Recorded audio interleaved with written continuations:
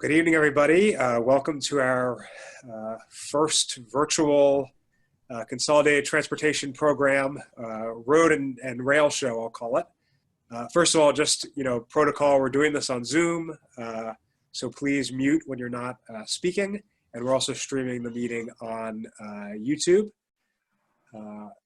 We have a full agenda tonight. So first of all, thank you to Secretary Slater and his whole team for doing this as they do every year, although this is Secretary Slater's first one as secretary in Montgomery County. So welcome to you.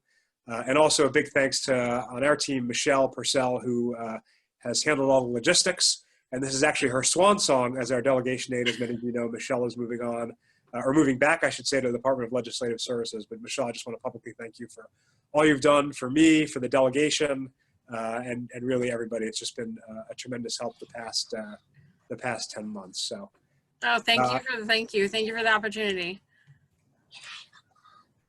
So just to briefly go over the agenda, first we'll hear from Secretary Slater, and we'll let him work through his team and do their presentation up front. Then Chair Zucker and I will go through the different speakers we have this evening. We'll start with the county, and then we'll, hey bud, would you mind stepping up for 1 second? Sorry, everybody. We'll go from there to the county and municipal governments, and then we'll go through the state delegations district by district and ask questions. Let me just say up front, Mr. Secretary, that obviously there are a lot of big issues that we're looking forward to hearing you address. We appreciate that you're dealing with a very difficult budget situation that was really beyond anybody's immediate control. Obviously, there's a very big and frankly controversial P3 road project that is continuing to be advanced in Montgomery County and other places that we're going to want to hear about. And obviously the situation with the Purple Line, which, as you know, is a top priority for the county, seeing that completed. And then there'll be, all the usual things from the Transportation Priorities Letter, and then our district by district projects. I just want to thank you for Andre Futrell, who's been a terrific district engineer and responsive to many folks in the community. And we appreciate the work Erica Rigby's been doing as he's moved up to another job in your office. But we really welcome the open engagement that you've brought to this position. So with that, let me turn it over to Chair Zucker for any opening comments. Well, thank you very much, Chairman Corman. Mr. Secretary, we want to thank you and your team for being here. This is obviously having you engaged here is important to not only the Montgomery County House and Senate delegation, but the county and local officials that are on as well. Wanted to salute Michelle and thank you for all of your help. And with that, let's get the show on the road, or at least on the Zoom. So with that, I'll turn it over to you, Chairman Corman, and you can introduce the Secretary and we can get going. I'll just hand it right over to the Transportation Secretary of the State of Maryland, Secretary Greg Slater. Absolutely. Thank you so much. Good evening, chairs, Senator Zucker and Delegate Corman. It's great to be here. For the record, my name is Greg Slater, Secretary, Maryland Department of Transportation. I'm going to focus the bulk of my remarks focused on kind of the budget and the numbers and the CTP so that we can get right into some of the questions after we hear a few of the details from some of our administrators. But I want to thank you for inviting us here today to provide an overview of our draft 6-year CTP. This is covering fiscal years 21 to 26. As Delegate Corman had noted, in an effort to practice social distancing, protect you, the residents of your county, and our team, we're holding these CTPs tours virtually for the first time this year. But you can follow along at ctp.maryland.gov to view the current CTP if that is helpful. Let me introduce a little bit of the team that's here with me this evening.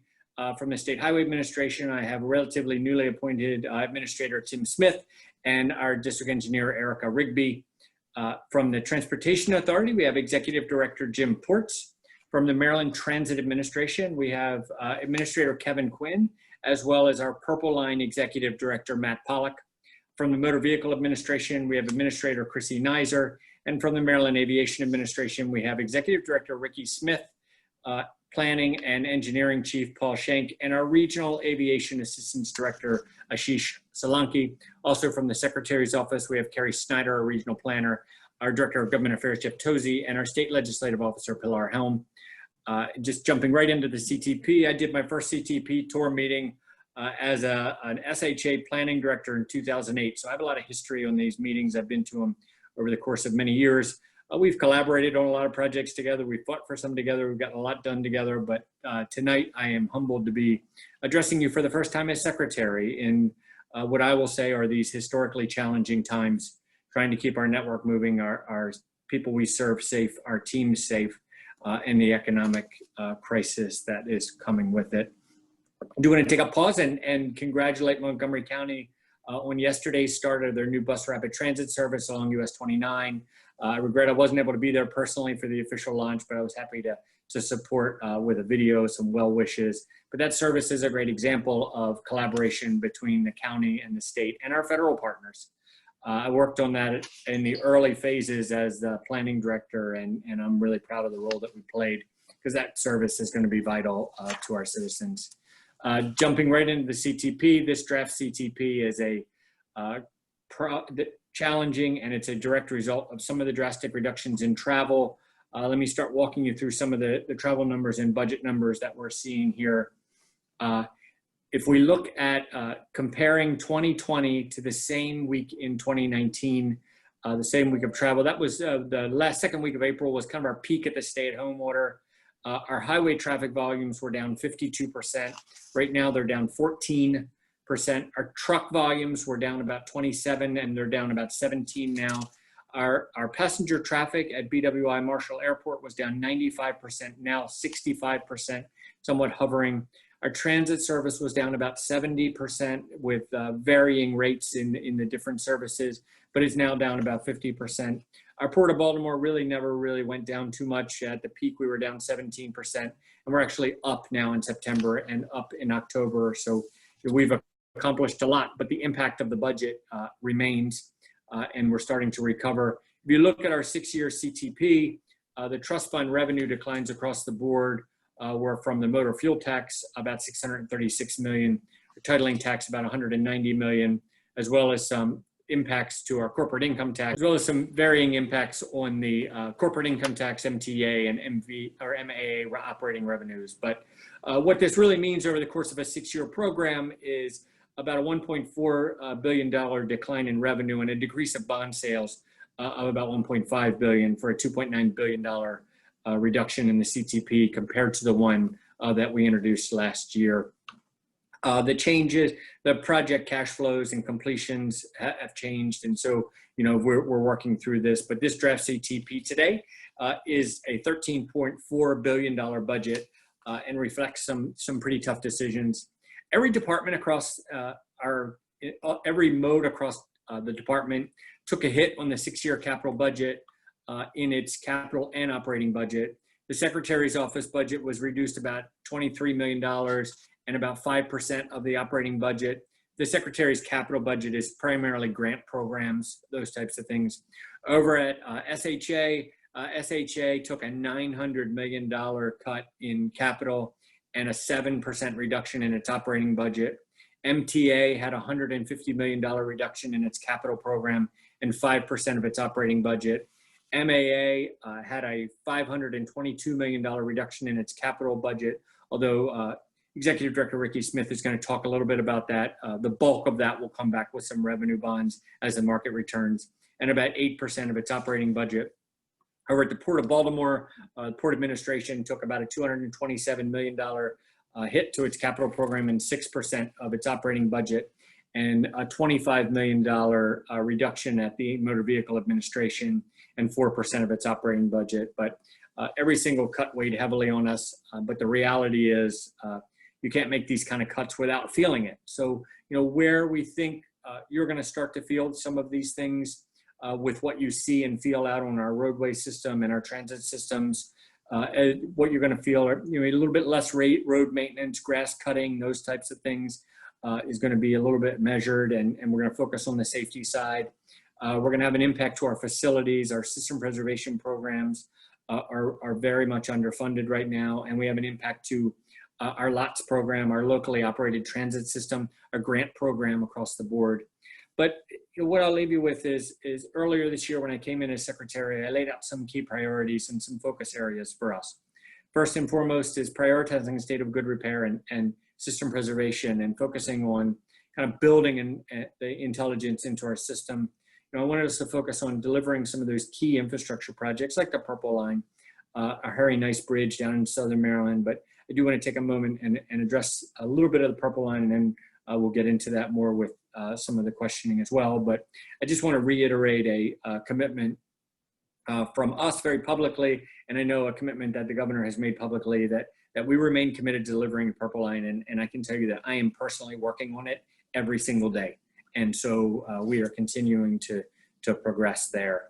But as well as providing a safe and accessible mobility choices for all of our users, including our pedestrians, our bicyclists, and looking at when we develop projects, the interplay between land use and transportation, and making sure that this department is open, transparent, customer focused, and a vision that incorporates roadway, transit, freight, air, and port infrastructure. But if you look at the program, what you'll see is a little bit of a breakdown. Our service modes are receiving about 1.4%. So our service modes, the Motor Vehicle Administration, as well as the Secretary's office, has about 1.4% of the total capital budget and about 14% of the operating budget. Our economic engines, like the Port of Baltimore and BWI Marshall Airport, are looking at about 9.5% of our capital budget, 11% of our operating budget. Over on the transit side, between MTA and WMATA, they're receiving about 39.2% of the capital budget in this program and about 61% of the total operating budget, with MTA alone accounting for about 41% of our operating budget. Our state highways are receiving about 39.6% of the capital budget and about 13% of the operating budget, while our local jurisdictions are getting about 10% of the capital budget through the highway user revenue grants. We were able to preserve a couple of key projects in this program. Our light rail vehicle overhaul and our new Metro cars for MTA, our phase 2 of Customer Connect and the Howard Street Tunnel are some great examples. But the Howard Street Tunnel is really great for us in terms of partnering with our public-private partnership with Ports America Chesapeake and building on that kind of growing container business at the port. But the port is just one example of transportation and how important it is. And we have been working hard through this pandemic about, making sure our systems are out there, our folks are out there helping on the roadways, as well as MBA certifying commercial drivers and providing access to job centers. But it's tough. While we are doing our best we can with the funding the state does have, we can't do it alone. So we're continuing to work with our federal delegation to advocate for additional support. That first wave of the CARES Act was critical for us. And I can tell you that we're having a regular dialogue, and our federal delegation is doing a great job advocating for us as a state as those things start to advance. But in closing, before I turn it over to some of our administrators, I just want to announce on a couple of our key projects through our Bikeways program. So we have MDOT has a Kim Lamphere's Bikeways Network program. It's a program that we're really proud of. If you didn't know Kim, who the program is dedicated after, Kim was a resident of Baltimore County, but she grew up in Montgomery County, and she always talked about riding on Rock Creek. But we're really honored to have that program named after her.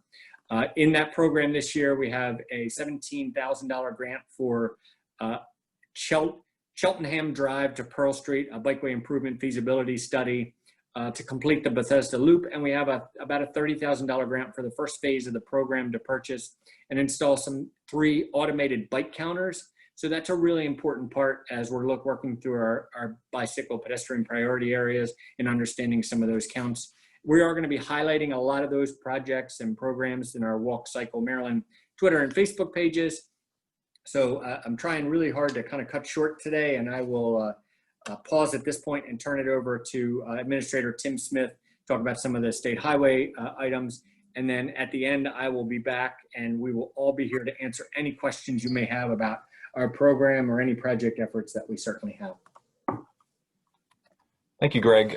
Good evening, Delegate Corman, Senator Zucker, County Executive, and County Council members. As Secretary said, I'm Tim Smith. It's an honor to be here and a privilege to lead the State Highway team. I really feel like the challenges we faced so far in 2020 have allowed MDOT and State Highway to kind of highlight our ingenuity and perseverance. So MDOT made progress on important projects both in the field and virtually because we continued working throughout the entire year. A big part of our success is the caliber of our staff. I know Montgomery County is in really good hands with our local team there in District 3, led by Eric Rigby now, and previously Andre Futrell. During the pandemic, our primary goal was keeping our customers and our employees safe while still delivering on core functions. So we advanced projects while practicing physical distancing, following proper health practices, meeting virtually, and we switched to staggered shifts and alternated start times to reduce the number of staff we had at one location at any given time. As the Secretary mentioned, the statewide budget adjustments were impactful and obviously affected State Highway. We stay committed to continuing with our construction activities and keeping our roadways safe. So that's resulted in some projects in the planning and design phases being delayed to later years as we concentrated our available operational resources on safety. That has resulted in fewer mowing cycles, as the Secretary mentioned, and less litter pickup. And we've been feeling that and hearing that from our customers. But the good part about supporting our active construction program earlier this year is we were able to deliver some great projects, and some of them right here in Montgomery County. One is completing the eagerly awaited $124 million I-270 interchange at Watkins Mill just this past summer, thanks in part to the county's $4.9 million contribution. Are we also able to continue and advance innovative congestion management improvements along I-270 to help improve mobility in the short term? We've implemented new and innovative treatments to improve both bicyclist and pedestrian safety throughout the county. So this summer, we converted travel lanes in each direction to a buffered bicycle lane along Old Georgetown Road between Cedar Lane and 495. I really want to thank the elected officials in the community for their input, which was instrumental in making sure that important enhancement project got done. To touch on safety for just a minute, I would be remiss if I didn't mention work zone safety and Maryland's move over laws. We continue to have significant challenges with drivers not adhering to the law on our roadways. We've had our equipment, even members of our own team and our contractor partners hit while assisting disabled motorists performing construction and maintenance activities. We're currently partnering with the Maryland State Police to encourage safer truck speeds on the Capitol Beltway, especially there near the 270 interchange. I'm just requesting your support to kind of help us with education as well as the laws to protect our workers so they can return home safely each night and we can continue to deliver great projects. So in closing, I wanted to highlight our emphasis on accessibility as we develop projects in the future. Accessibility has a huge safety component to it, but it's more about consideration of all users to our system. So one way we change the way we do business is by identifying proactive treatments that support safe access and mobility for pedestrians, bicyclists, and motorists. The context guide, which I hope most of you are aware of, is changing the way we deliver projects, and a Vision Zero philosophy will aid in making our roadways safer for everyone. For example, over the last 18 months, we've reduced speed limits, installed continental crosswalks, implemented some no turn on reds, and adjusted signals to incorporate lead pedestrian intervals in almost 100 different locations in the county, including 10 state corridors recommended for improvement in Montgomery County in your 2-year Vision Zero action plan. So thank you for your time. And now I'll introduce my MDOT teammate with the Transportation Authority, Jim Ports. Thank you, Tim. I appreciate that. Can you hear me okay? Okay. Yes. So, just like Secretary Slater said and Tim said, the MDOT team never stopped working, and as well as MDTA maintained operations, and we actually advanced a lot of projects a little quicker than we had hoped and quicker than we thought because of our great employees. So one of the things we did was we completed the Bay Bridge project and advanced other initiatives during COVID-19 with reduced revenue. We changed some of our operations and delayed some of our work. And we also did all electronic cashless tolling statewide since March 17th to limit contact of the traveling public as well as our employees. After closing in March, we reopened Easy Pass customer service centers on June 15th with limited capacity and safety precautions in place. And key MDTA accomplishments during COVID-19, we completed the work to reopen the Bay Bridge westbound right lane, install new tolling gantry, and deliver full-time all electronic tolling in advance of the summer goal. We also advanced other projects such as I-895 project in Baltimore and the new nice Middleton Bridge in Southern Maryland. We're also working to develop our Drive Easy MD toll modernization, new payment options, pay by plate, an early payment notice, a total due discount. And we expect to open that new website and go live in the first quarter of next year. We also reduced the civil penalty from $50 to $25 for toll violations, and additional features such as new vehicle toll classifications with lower toll rates will roll out in phases once the new tolling system goes live. I mentioned the Nice Middleton Bridge. Just to give you an update, we kicked off the major construction in July. It's going to have a new wider 4-lane crossing. Will be open to traffic, we believe, in early 2023. The facility is now permanently cashless, like all MDTA facilities at highway speed. AET with toll booth removal will be completed during this project. We also had the Bay Crossing Tier 1 Nepa study. We anticipate publishing Tier 1 draft environmental impact statement and identifying MDTA's recommended preferred corridor alternative in the fall of 2020 and holding public hearings in early 2021.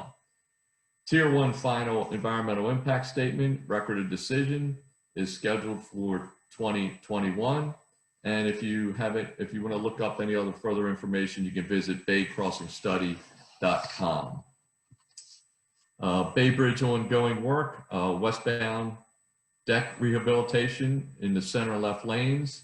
And we're working on the Bay Bridge crossover automated lane closure system, which should help traffic, especially on contraflow and heavy traffic days. With that, I thank you very much, and I'll now turn it over to Kevin Quinn at MTA. Okay, thank you, Jim. Can everybody hear me okay? All right, great, always good. Always good to check ahead of time. So good evening, everyone. Appreciate you having us tonight. As you know, MDOT MTA is one of the largest multimodal transit systems in the United States. We operate local bus, metro, light rail, and paratransit in the Baltimore region, and commuter bus and MARC trains statewide, and as well as supporting locally operated transit systems like Montgomery County Ride-On, one of our fantastic operating transit systems in the state. As it's been noted, COVID-19 really resulted in a major decline of Marylanders' use of transportation services across the state, and we began on the transit side really seeing dramatic decreases in ridership starting in mid-March that resulted in decreases in our fare revenues. MARC, at the height of it all, MARC service was down about 97%. It's now down about 89%. Commuter bus was down 95%. That's now about 86%. But our core local bus service in Baltimore at one point was down 61%. It's now down about 46%. On September 29th, we did announce that commuter bus and MARC service will begin operating on reduced schedules starting on November 2nd. And when you really take a look at 2019 compared to 2020, what we've really seen is that the average commuter bus daily boardings are down from 14,000 riders in August down to 1,700. The average commuter bus trip to the Washington area has decreased from an average of 24 riders down to 2. And so our MARC boardings similarly have decreased from 35,000 down to 3,000. Some pretty staggering numbers. So we did announce that commuter bus and MARC will begin operating on those reduced schedules starting on November 2nd.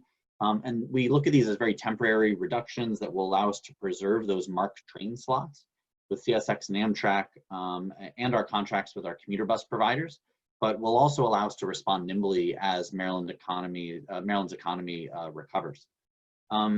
We were able to also have some really key accomplishments during COVID-19. In August, we launched real-time tracking for our MARC train service, which is also used for commuter bus and for real-time tracking. So you now have on a single app able to track MARC trains, the commuter bus and local buses up in Baltimore.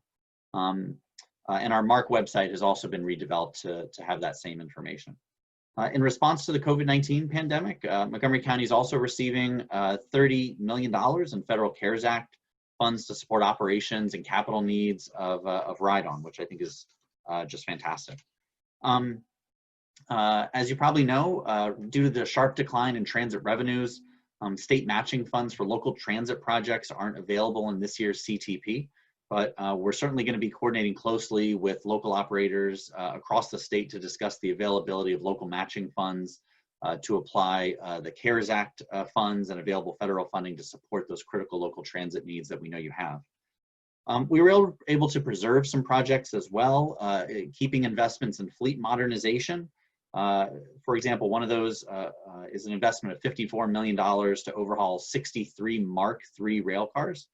So that's advancing, and 7 of those are actually currently in service.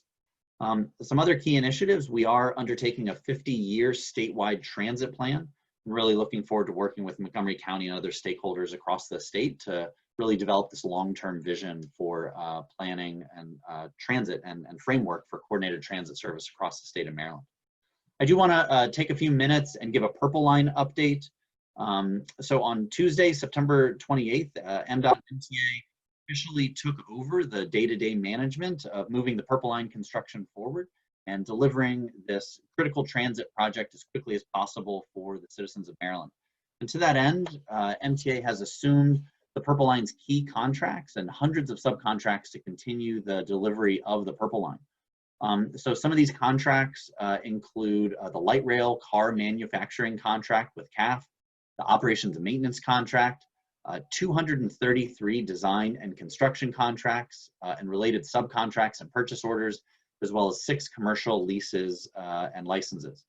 So with those contracts in hand, our Purple Line Executive Director, Matt Pollock, led the first virtual meeting with the assumed subcontractors on September 30th to outline the next steps as work progresses. And over the next 30 days, we'll be working together to continue mobilizing the maintenance of traffic and erosion sediment control all along the corridor, relocating overhead electric and underground utilities throughout Prince George's and Montgomery County, installing a permanent utility supply to the Glen Ridge Operations and Maintenance Facility, continuing to manufacture those light rail vehicles factory up in New York, manufacturing other key components of the Purple Line project, such as traffic signal poles, electrical components, and special track work, as well as completing final construction designs for stormwater management and intelligent transportation systems across the alignment. So this work is in addition to the ongoing MTA Purple Line project work that was being done sort of in-house, separate from the PLTP-led efforts, such as the Polk Street Maintenance Facility, the Kengar Wetlands Restoration, the Paint Branch Stream Restoration, and the WSSC 66-inch waterline relocation design. And as we really look to evaluate these subcontracts over the next few weeks, we're going to do our best to maintain the work that we recognize is most impactful to communities. Many elected officials, many of you have reached out to me. I've reached out to Secretary Slater with your priorities, and we're going to continue to listen and work with you and work with our partners.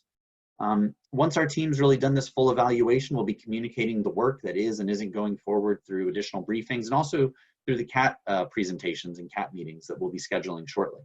You know, the Transportation Trust Fund provides a flexible funding tool that really allows us to keep the project moving in the short term without impacting other projects. And those long-term funding options are still under development. And so while I don't sit here today with a specific timeline for a completion of the project, I want to reiterate the Secretary's commitment to getting the Purple Line project done as quickly as possible for the residents of Montgomery County.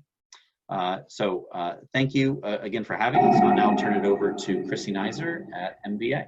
Chrissy. Thank you, Kevin, and it's certainly a pleasure to be with you all tonight.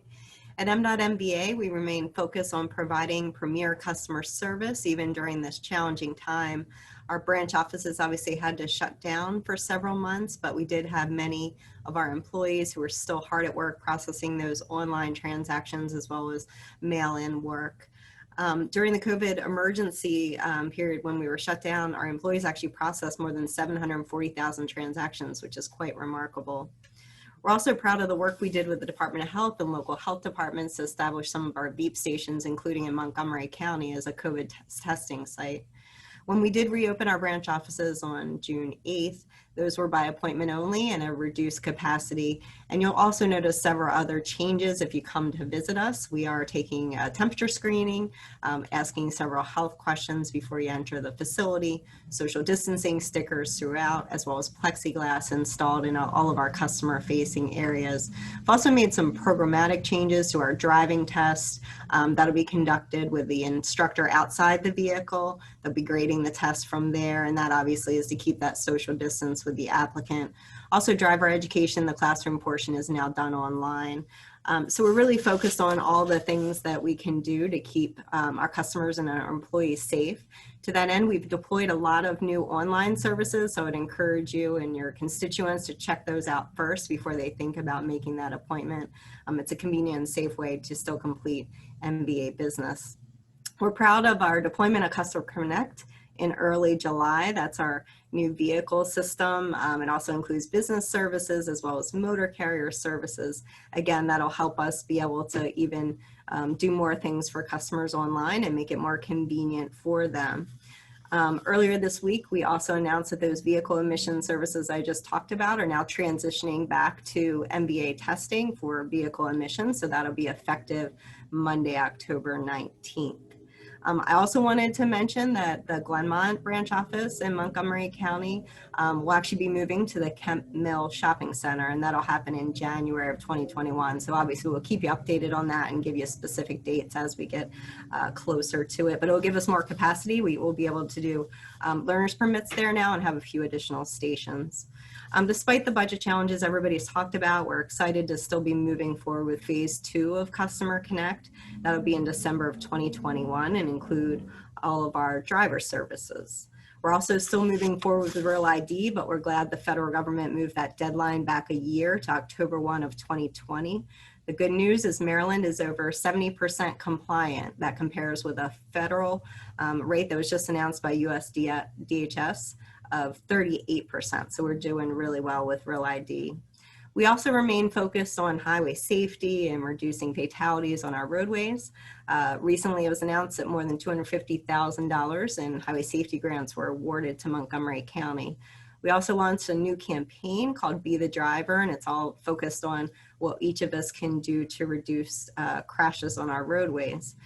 We're busy at work on the next version of our highway safety plan, which will take us from 2021 through 2025. That is focus on the fundamental Vision Zero goal that our state has to reach zero fatalities by 2023. And I just want to continue to applaud Montgomery County for your leadership in this. We've been talking about the development of those local plans, and Montgomery County is clearly a leader in developing your local Vision Zero plan. And I truly believe that that makes a difference. And I want to applaud your efforts in that way. We're committed to working with you to try to find the best solutions in everything we do. And certainly we could not do that without our employees. I'm so proud of the great work that they've done throughout this entire period.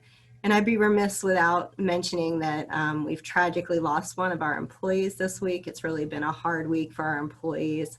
Our thoughts and prayers certainly go out to the family members as well as the friends and colleagues. We remain committed to working with the Department of Health to do everything we can to keep our employees as well as our customers safe, and we will continue to do that. So thank you for your time, and at this point, I'll now turn it over to Ricky Smith. Ricky? Okay. Good evening, delegation and members, representatives of the county government. It's my pleasure this evening to be able to talk to you and provide an update on matters related to BWI Marshall, Martin State Airport, as well as regional aviation assistance. Like airports across the nation, BWI Marshall Airport has seen reduced passenger and airline activity since early spring. At the height or the bottom, depending on how you look at it, of this pandemic, BWI traffic plummeted to 97%, by 97%. But we did see some airline and passenger traffic return over the summer. Traffic is now hovering around 67% reduction. For July, BWI Marshall passenger traffic was 51% of the entire Washington area market. For the second straight month, the total at BWI Marshall was more than Reagan National and Dulles combined. At the same time, BWI Marshall has continued to see increasing cargo activity, which has been a bright spot during this whole pandemic at BWI. The aviation industry expects at least a 2 to 3 year period before we regain pre-COVID level traffic activities. Although BWI Marshall remains well positioned for when the industry begins its true recovery, we continue to take steps to navigate the current challenges. Moving on to some accomplishments, I must take this opportunity to acknowledge the members of our team and our partners for working so hard throughout the pandemic to maintain critical operations on behalf of our customers. I've never been prouder of an airport team as I am of both the MAA team as well as the partners in our ecosystem throughout the airport. They've shown enormous courage and resilience to continue to provide service to our customers and their co-workers. The airport system never closed, and so we continued to provide much needed service to airport users. We acted swiftly in the spring to provide rent relief to airlines and concessions in order to maintain customer amenities and jobs. Currently, about 53% of our food and retail concessions are open to serve the traveler. That's an improvement from 80% of our services being down. The Federal CARES Act allocated $87 million to help fund BWI Marshall and Martin State Airport operations, helping to offset revenue loss. Moving on to the CTP, the draft CTP reflects a temporary pause on some major work for BWI Marshall, primarily related to the expansive Concourse AB connector and baggage handling system project. This project will largely be funded by airport revenue bonds, as Secretary Slater alluded to earlier. The work with these bonds is paused until the market for these bonds has stabilized. Moving on to some projects that we were able to preserve. A number of these projects are focused on safety, and they are reflected in the current draft CTP. These projects include important work on near-term needs, as I stated, particularly related to safety. MA will continue to support and foster aviation across Maryland by working with our 35 public use airports in the state. For fiscal year 2021, MAA intends to provide $2.35 million in state support for regional airports across the state. And I want to acknowledge and thank Secretary Slater for this continued commitment to our regional aviation system. These funds come directly from the Secretary's budget. So thank you, Secretary Slater. Davis Airport in Laytonsville will receive $117,000 in state aviation grant assistance for land acquisition to support extension of its runway. This is a much needed, long awaited service for this airport. There are several airfield projects at BWI that will move forward, including a major reconstruction of Taxiway T, which is a primary aircraft circulation route around the terminal. This project will be fully funded by federal government with more than $11 million in CARES Act funds. The 5-gate extension of Concourse A is nearing completion. Our work is basically done. However, the work of 3 food and retail concessions are continuing to build out their operations. We continue to work with the FAA on the extensive environmental assessment process for the next phase of improvements at BWI Marshall and Martin State Airports. We're finalizing the design process for a major terminal restroom renovation program, and we expect to begin construction in early 2021.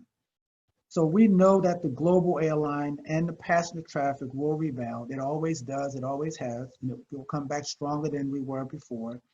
And as with the other TBUs across the Department of Transportation, we're working to be prepared when the industry recovers. With that, I'll turn it back over to Secretary Slater.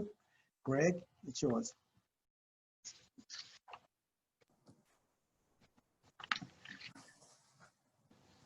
Sorry, I apologize, I was muted. I just want to say thank you, Ricky, and thank you to the whole team for the presentations. At this point, I will turn it back over to our esteemed chairs, and we're here to answer any questions you may have, and just thank you for the opportunity to be here tonight.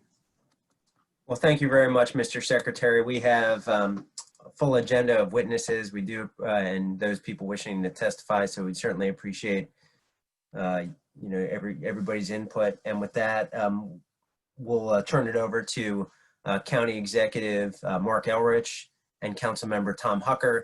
And I know that Councilmember Tom Hucker is speaking on behalf of, and I know that we have other council members joining us, Councilmembers Albornoz, Glass, President Katz, Councilmembers Friedson, Jawando, Raymer, and Navarro. So with that, Mr. Executive, the floor is yours.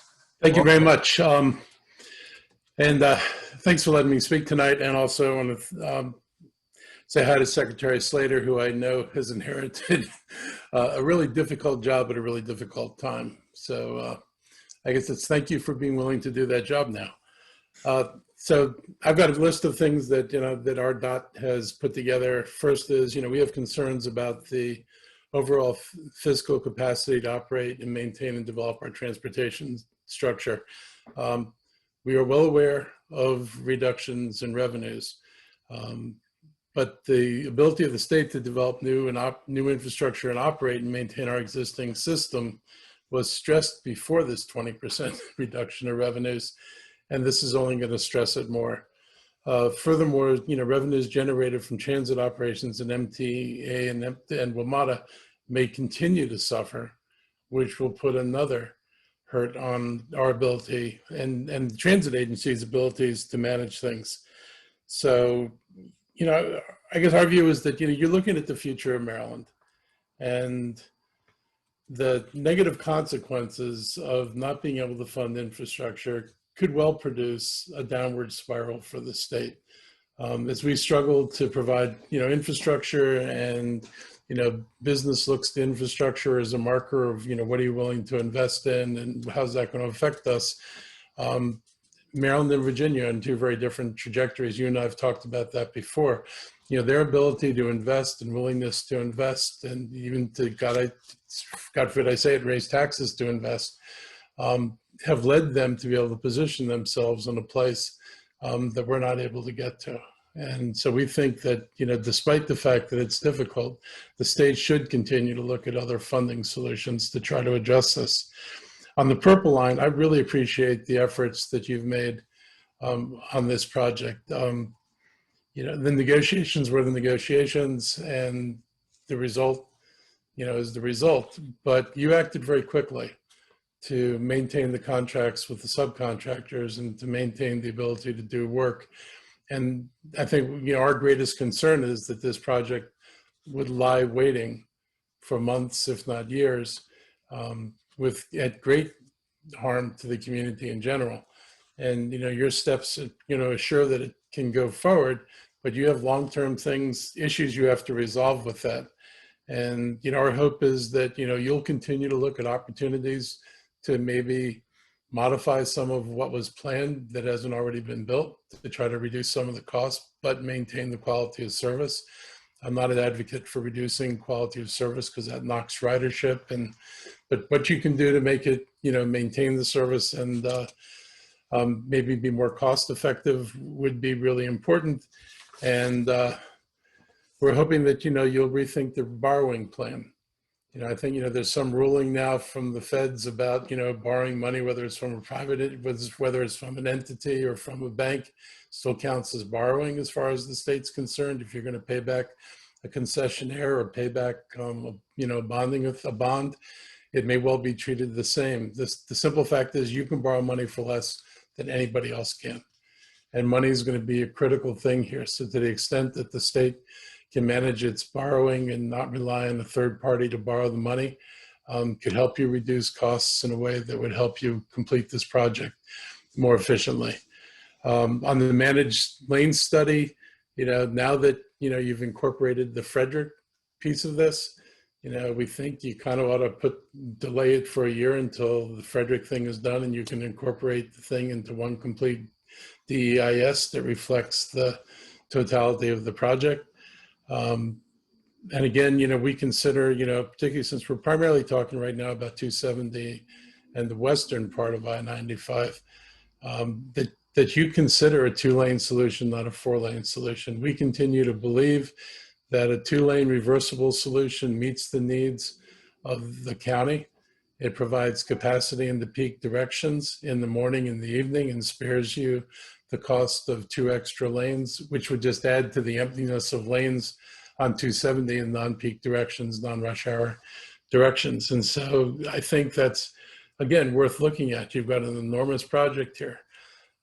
Anything you can do to manage the costs and achieve your goals, I think, are things that people should be willing to look at. I know engineers love symmetry, but sometimes symmetry is not a good thing. I want to encourage you to start at the American Legion Bridge. You know, I felt from the beginning that that is the choke point from which everything backs up.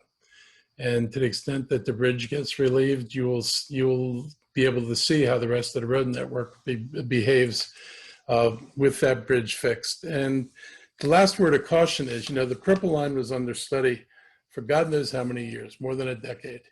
And even after all that, and after concessionaire took over the project, you found things, they found things that weren't known before and weren't accounted for before.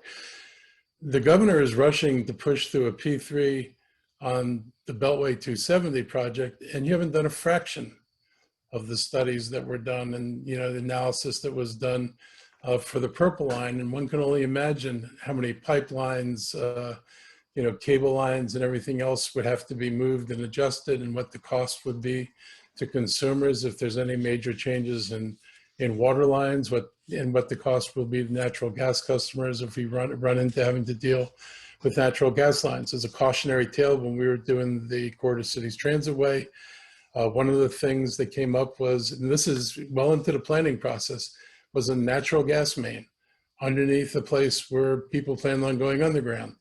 And the cost of adjusting for that would have been hundreds of millions of dollars. So there's a lot to know, and hurrying it up is not good. We appreciate your support on the bus rapid transit system. We want to continue to work on this. Not only are we doing 29, but we're advancing designs on the Veers Mill corridor and on the 355 corridor. And we appreciate your work with us on the 355 corridor. And Chris Conklin and our DOT team has proposals to modify the CCT that would, you know, both make it a lot less expensive and get us to address the major problems, but address the state's, what I think are legitimate concerns about the route of the CCT being so long and convoluted that it didn't really serve the name rapid transit. And we think we can deal with that, but we continue to want to work with you and hopefully, you know, partner on some of these things. We want to make sure that the biotech cluster doesn't freeze. But we also, you know, as you know now, we've signed a joint development agreement with WMATA on the White Flint Metro site. It is 15 acres. The potential for development there and on adjoining parcels that are likely to be triggered by this is millions and millions of square feet. I dare say potential over, you know, a 10 or 15 year period to rival Amazon. And the point I'd make is the governor was willing to put a lot of money into building the necessary infrastructure to support the kind of development that could go in at White Flint. And we believe that we're on track to launching a project that is certainly going to be substantial, if not over a period of time, roughly equal in square footage. And we think this deserves the state's attention because you're the primary beneficiary from income taxes from corporations, because the county doesn't get a piggyback on that. We get the income from residents, but we think that, you know, we can drive something that's going to benefit the state's economy and the county's economy. And so we'd appreciate, you know, having the opportunity perhaps to discuss with the governor, looking at this with the same kind of sensitivity that he applied when he helped us with the bid we made for Amazon. Again, I want to thank you on the Vision Zero stuff. We continue to prioritize that. We're going to continue to work on that. We would like to be able to put in some of those flexible poles that are being used in the district and other jurisdictions that square off corners, make them safer, force drivers to, you know, make the turn at an appropriate speed. And we'd like to have that kind of conversation with you, along with the other support you're giving us. Our big disappointment was pulling the project on Maryland 97 and Georgia Avenue. People have been waiting for this a long time. It is a mess. It's a bottleneck for getting on the Beltway. It's a bottleneck for getting from Wheaton to Silver Spring. And that intersection crossing is just absolutely terrible for residents. So, you know, anything we can do to try to bump that up, we would greatly appreciate it. And I'll just close by saying, you know, and you and I've talked about this before, please look at Virginia's taxing structure on commercial property.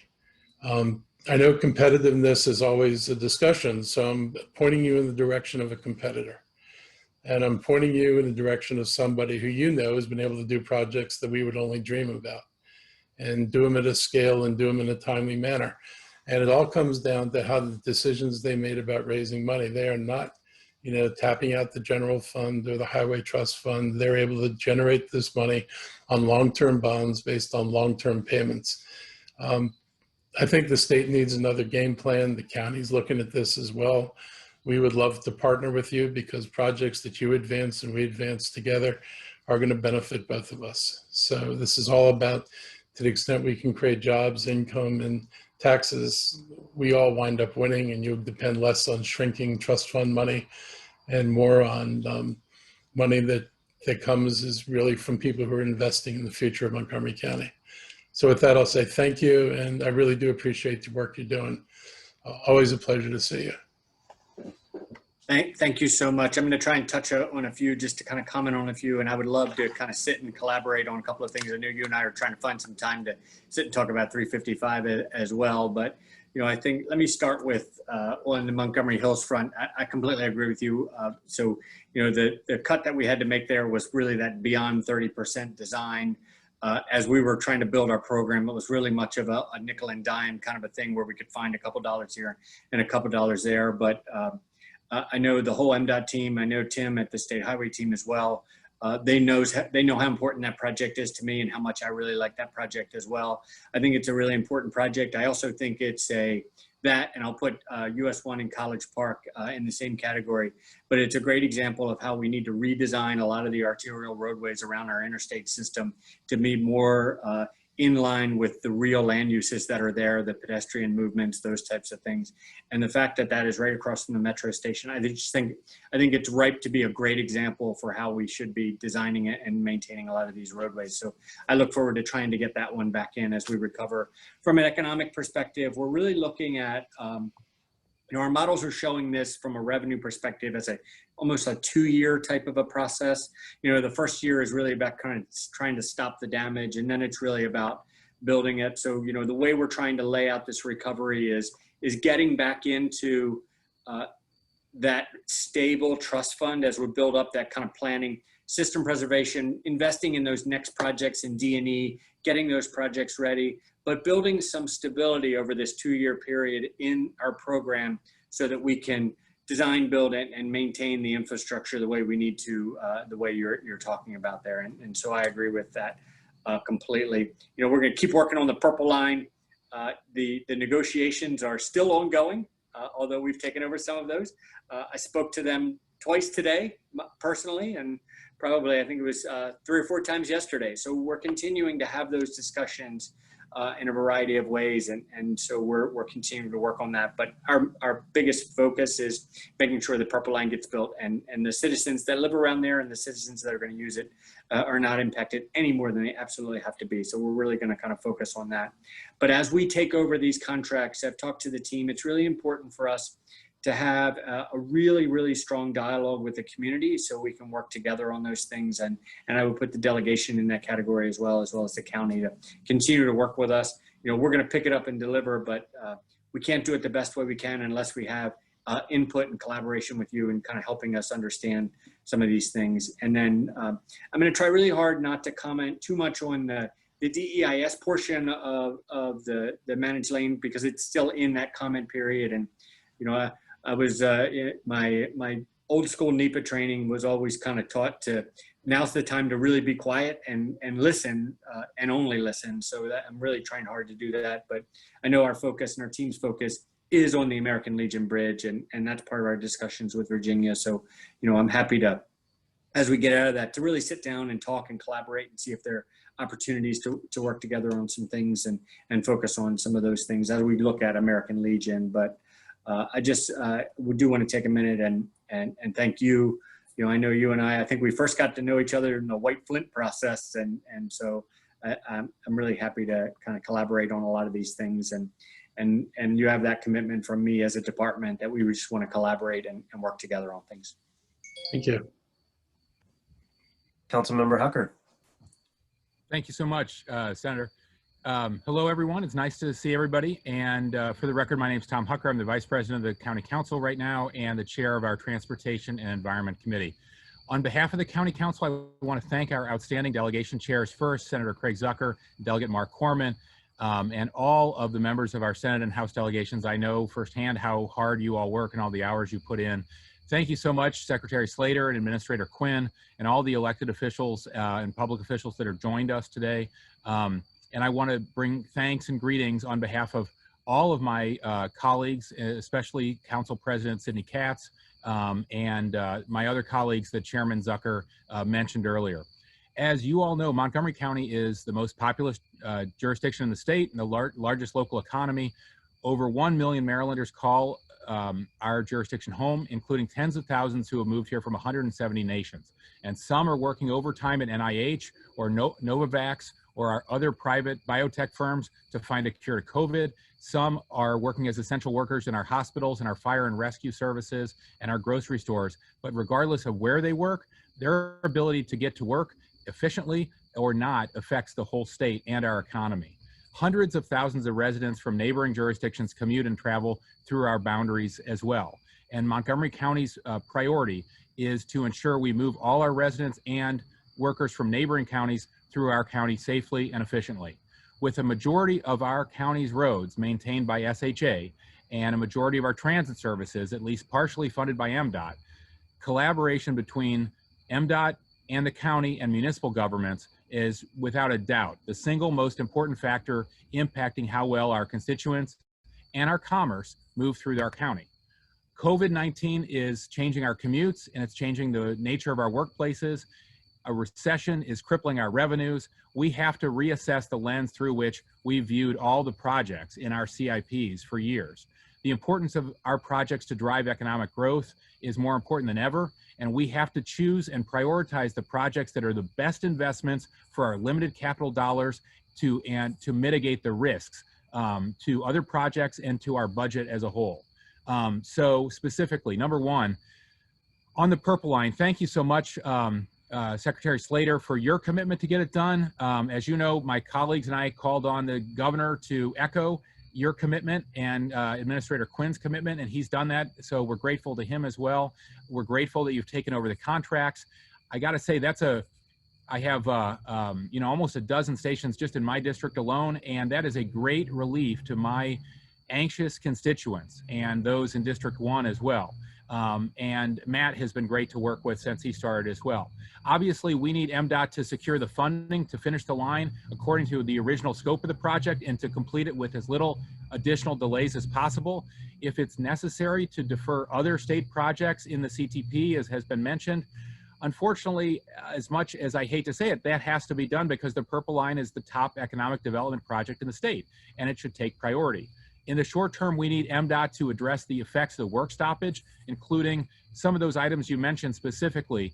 And we're in my recent letter to you, eliminating the detours onto residential streets, instituting proper pedestrian safety measures and general street maintenance, securing inactive construction sites, and enacting a moratorium on commercial evictions and a limit on commercial rent increases in the areas that were most affected by the construction. We're not bystanders, as you know, in this whole process. We have skin in the game. Besides being the largest county contributors to the state budget, Montgomery County has invested over $200 million of our taxes into associated projects at the governor's request. The Metro South entrance, the Capitol Crescent Trail, the Silver Spring Green Trail, the $40 million we put into the Purple Line itself, and the cost of the closing the right-of-way. Further delays to the Purple Line means further delays to realizing the benefits of our investment and your investment. So we want to do whatever we can to work with you to minimize those. On the managed lane study, this county executive said a lot I agree with. Certainly, we appreciate the state and FHA's willingness to extend the deadline for comments on the DEIS till November 9th. On November 5th, you'll receive our final preferred alternative.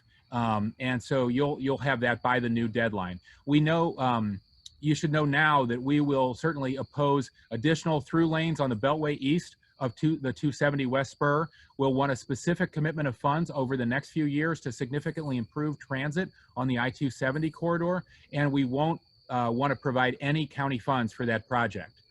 Third, on the CCT, as the county executive also said, we very much appreciate MDOT's restoring of the project in the CTP as we requested at this very hearing last year. The construction of the CCT is the most effective tool to unlock 6.4 million square feet of commercial development opportunity in the Great Seneca Science Corridor, which is arguably the most important economic development opportunity in the state of Maryland.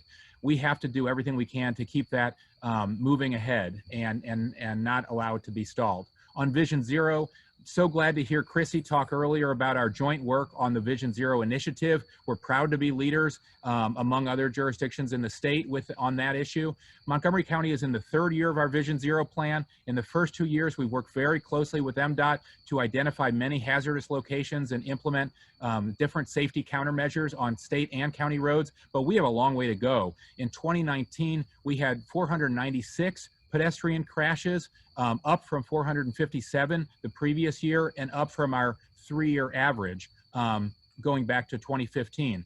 So we ask that MDOT initiate a new statewide program with significant funding to implement pedestrian and bike safety engineering improvements with a particular emphasis on both urban and suburban communities and transit access. And we hope that you'll continue to evaluate each project individually to make sure the projects are really informed by Vision Zero and that they will result in improved safety outcomes. We have many projects in the CIP that weren't created with that lens, and we really hope you'll work with us to look at every project through that lens in the future. On the BRT, as you mentioned, yesterday, we're so happy that we launched Maryland's first bus rapid transit line. The Flash BRT was funded by our county funds and a federal Tiger grant, of course, to create this 14-mile line that will run along Route 29 from the Silver Spring Metro to Burtonsville with 11 stops along the way. Thanks so much to MDOT for completing the shoulder repairs on US 29, and we just ask that the shoulder condition remain a high priority on that roadway because it'll require continued maintenance. In addition, to address congestion, I want to ask the state to fund and support construction of the additional BRTs on Maryland 355 between Clarksburg and Bethesda, and on Maryland 586 between Rockville and Wheaton. Just like the US 29 BRT, these two additional lines will give additional economic development, will drive additional economic development. They'll provide upgraded transit service, obviously, to residents, and they'll help take cars off our roads. Given that the proposed BRTs are all on state roads, we need your help, MDOT's engagement during design and construction, and your financial participation in these projects is really going to be critical to their success, Mr. Secretary. And a few quick individual priorities in different districts for my colleagues here in District 14. I want to underscore the importance of the improvements to Maryland 198, the intersection improvements on Maryland 97 and 28, the major bottleneck in the northern portion of the county, and the sidewalks on Maryland 108, and the congestion relief and safety improvements all along US 29 at Greencastle Road, Blackburn Road, and Tech Road in particular. In D18, the county executive and you already discussed the importance of restoring the planning funds on Georgia Avenue. That's really critical, and you're right, it's a very important project, and it's ripe to drive economic development, as you mentioned, Mr. Secretary. Thank you. District 39, on Route 27 in Damascus, they are seeing a lot of higher speeds due to reduced traffic from COVID and lots of fatal crashes, something that was the subject of our public safety hearing today in the county council. And there are a lot of 18-wheelers avoiding enforcement at weigh stations along 270 by exiting at I-70 and then taking 27 down through Damascus. So aside from the noise issues, that's really a safety and enforcement issue as well. We urge MDOT to fund the restarting and completion of the design of the intersection improvements on Maryland 117 in Gaithersburg. Now that the Watkins Mill Road is open, interchange is open, the need for those improvements is really more important than ever. And finally, we wanted to urge you to restore the proposed $400,000 cut in aid to replace the ride-on buses that have reached the end of their useful lives. Secretary, thank you again so much for your attention to our priorities. Not only are Montgomery County taxpayers the greatest source of revenue for the state, but advancing the Montgomery County economy through addressing our transportation needs really boosts the entire state's economy. Thank you so much. Thank you so much. Great to see you. Great to hear from you. We have a lot of common areas here, so I'll kind of talk through a few of them with you, and then if I missed anything, we can certainly follow up. In the purple line, completely agree with you. We're going to continue to work collaboratively on there. We are going to restart and try and reschedule, get some of the CAT meetings started again. So, you know, I may be reaching out to you for a little bit of advice. I think we want to really kind of engage that group in a little bit more of a comprehensive way so we can get that group started, especially with some of the transition period that we're seeing right now. But we want to really reduce any kind of work stoppages and those types of things that you see, as well as really understand from the community the real harsh pain points as we develop where our priorities are that we're going to focus on in this transition area. So I think those will be critical for that, but we'll continue to work on that. On the managed lane study, I look forward to getting that letter, but also, you know, what I would propose is after we get that and that comment period closes, that we sit down and we talk through that and kind of work through some of those issues. I'd love the opportunity to kind of do that. On the CCT, you know, we'll continue to work on that one. I put that one, you know, that's a BRT as well as 355 and Beers Mill. So, you know, I remember working on both 355 Beers Mill and the CCT. CCT originally, you'll remember, was part of it. It was all part of 270. It was all together, and then it got split. But 355, we worked on so many opportunities in 355, especially through the White Flint area. But there's so many mobility opportunities on the north side of that as well. Beers Mill has tremendous transit ridership today that can really show a real success in a bus rapid transit line. So, you know, we're excited about that. And then, you know, Vision Zero, we'd love to continue to work with you on those.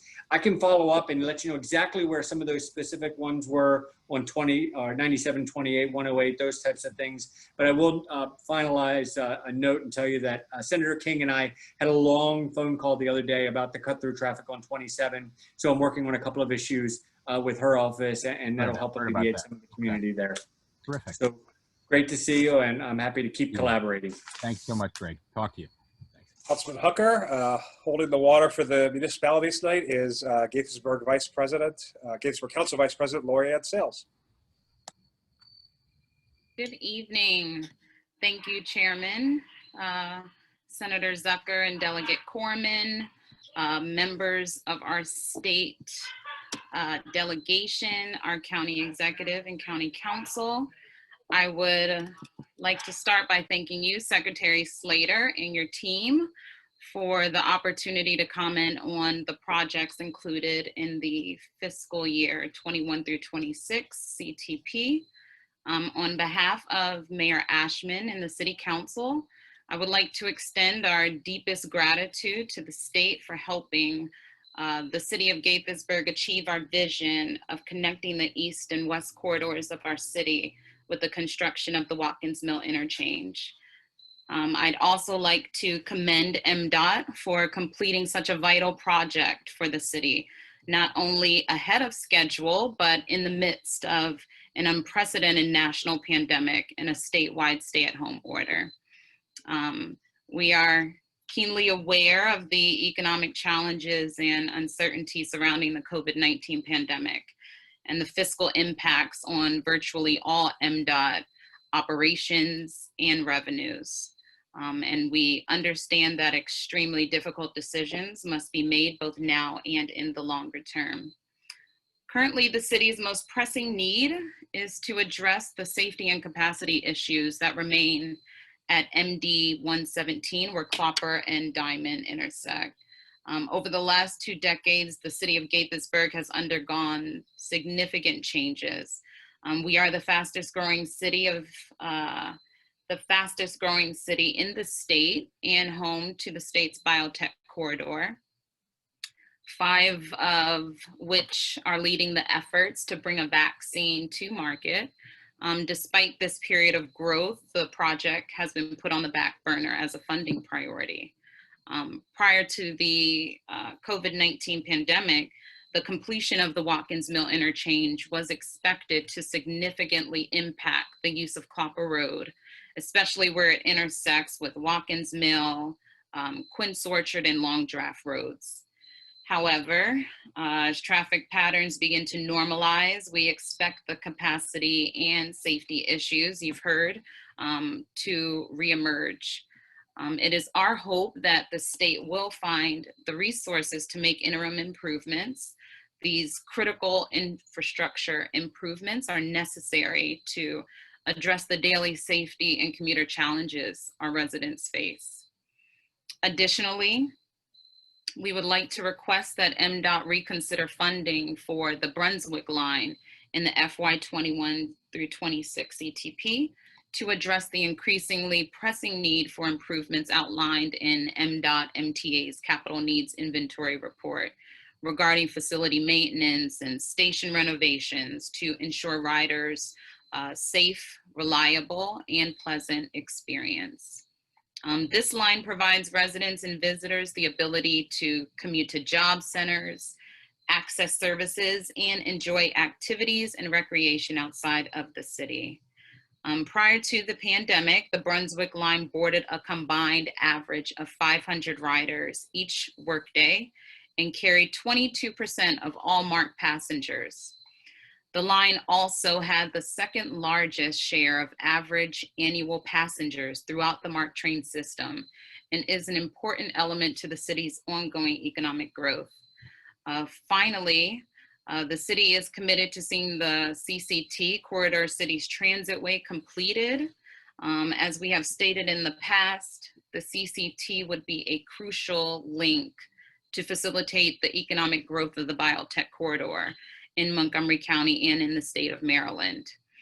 We believe that prioritizing resources now for this unique transit project will be an exciting opportunity for interjurisdictional cooperation. In closing, I want to express our sincere appreciation for the state's investment in the city's essential transportation infrastructure projects. We look forward to continuing to work with the state and county to ensure that this process is executed smoothly. And we thank you for your time and consideration of our comments.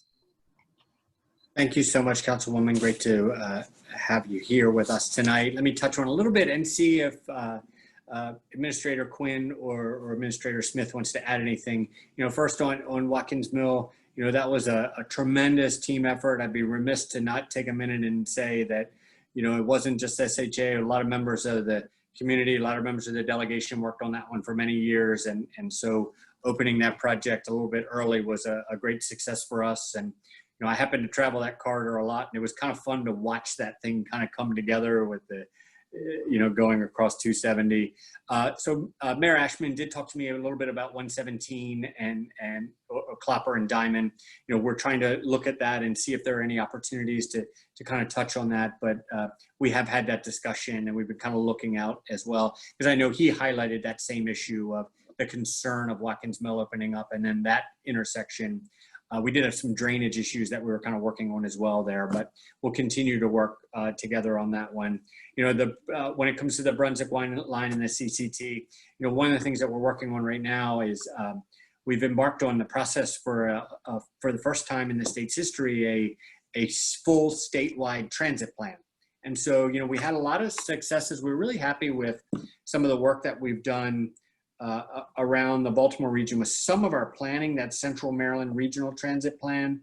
But we had so many other plans, the MARC reinvestment plan, the capital needs inventories, all of those plans. And so one of the things that I noticed when I came in to this position is I felt like we had these somewhat siloed transit plans. And so there's an opportunity to kind of lay that out as a state, and Kevin and his team with Kate and Holly are leading that charge for us. But I'm really excited about how that can really play into the interoperability and the connection of our network to lay out that 50-year vision. What does it look like? What does that transit system that we're working for statewide look like?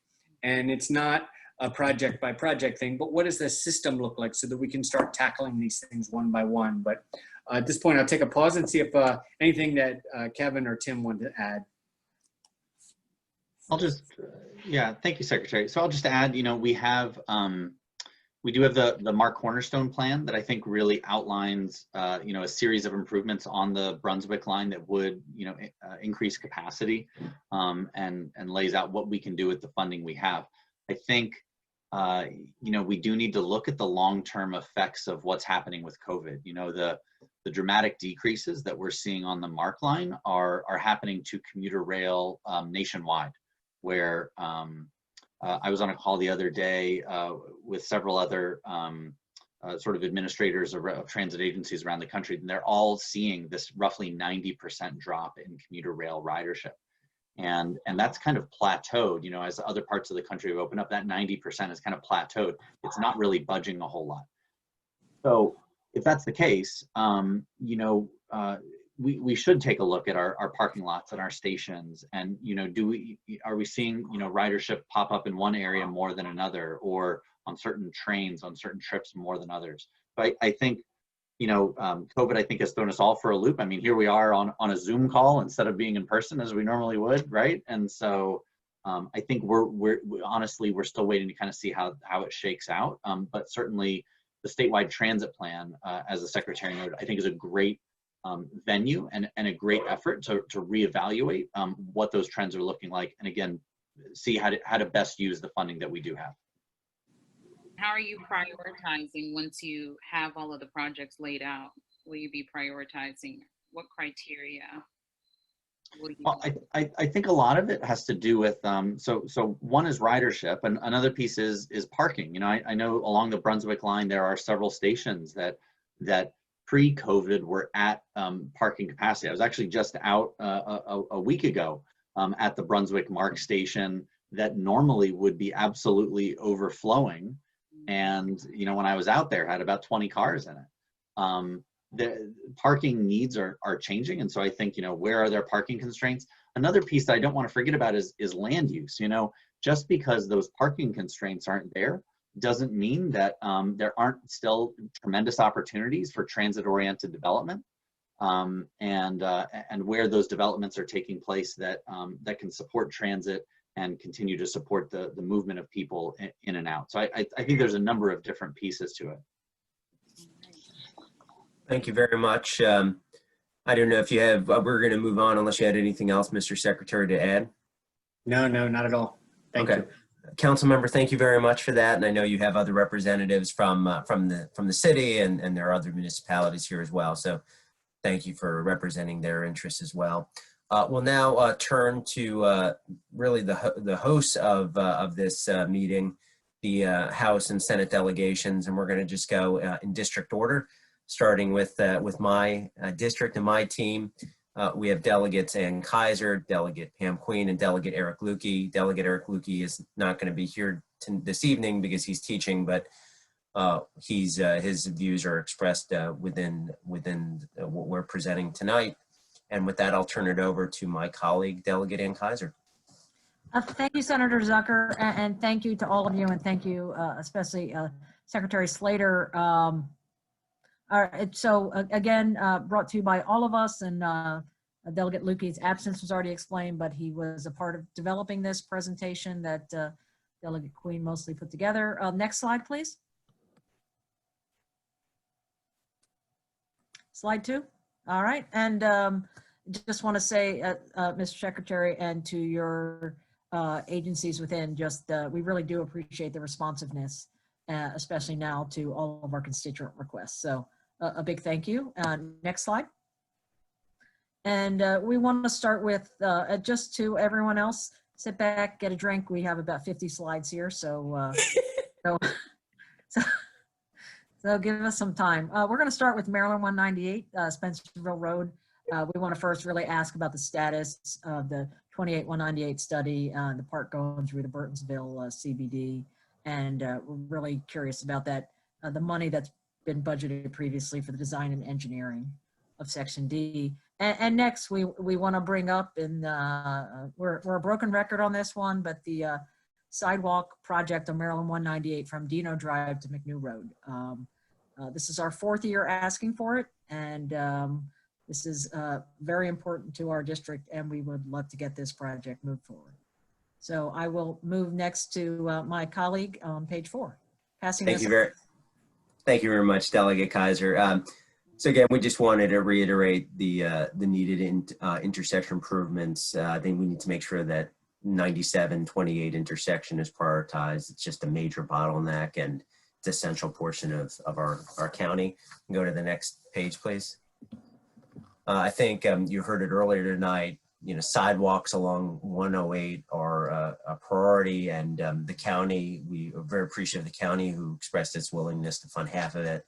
But this project's been discussed for a while, and I know that the team and I have had conversations, you, Mr. Secretary, on this as well. So we wanted to see if there's any way we can get the funding sooner rather than later on that. And then the funding had been there for 108 and Brook Road, where the firefighters are coming out of the Sandy Spring Volunteer Fire Department.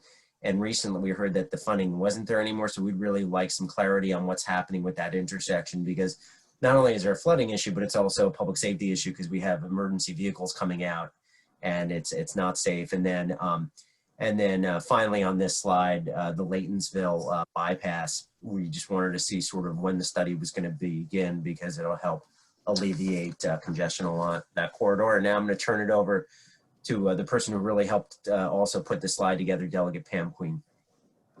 Thank you very much. Secretary Slater, I think Councilman Hucker talked about the 29 intersections, and so we're really looking for some status. Our residents are really trying to understand what the timeline is, and so whatever feedback you can give us will be very helpful.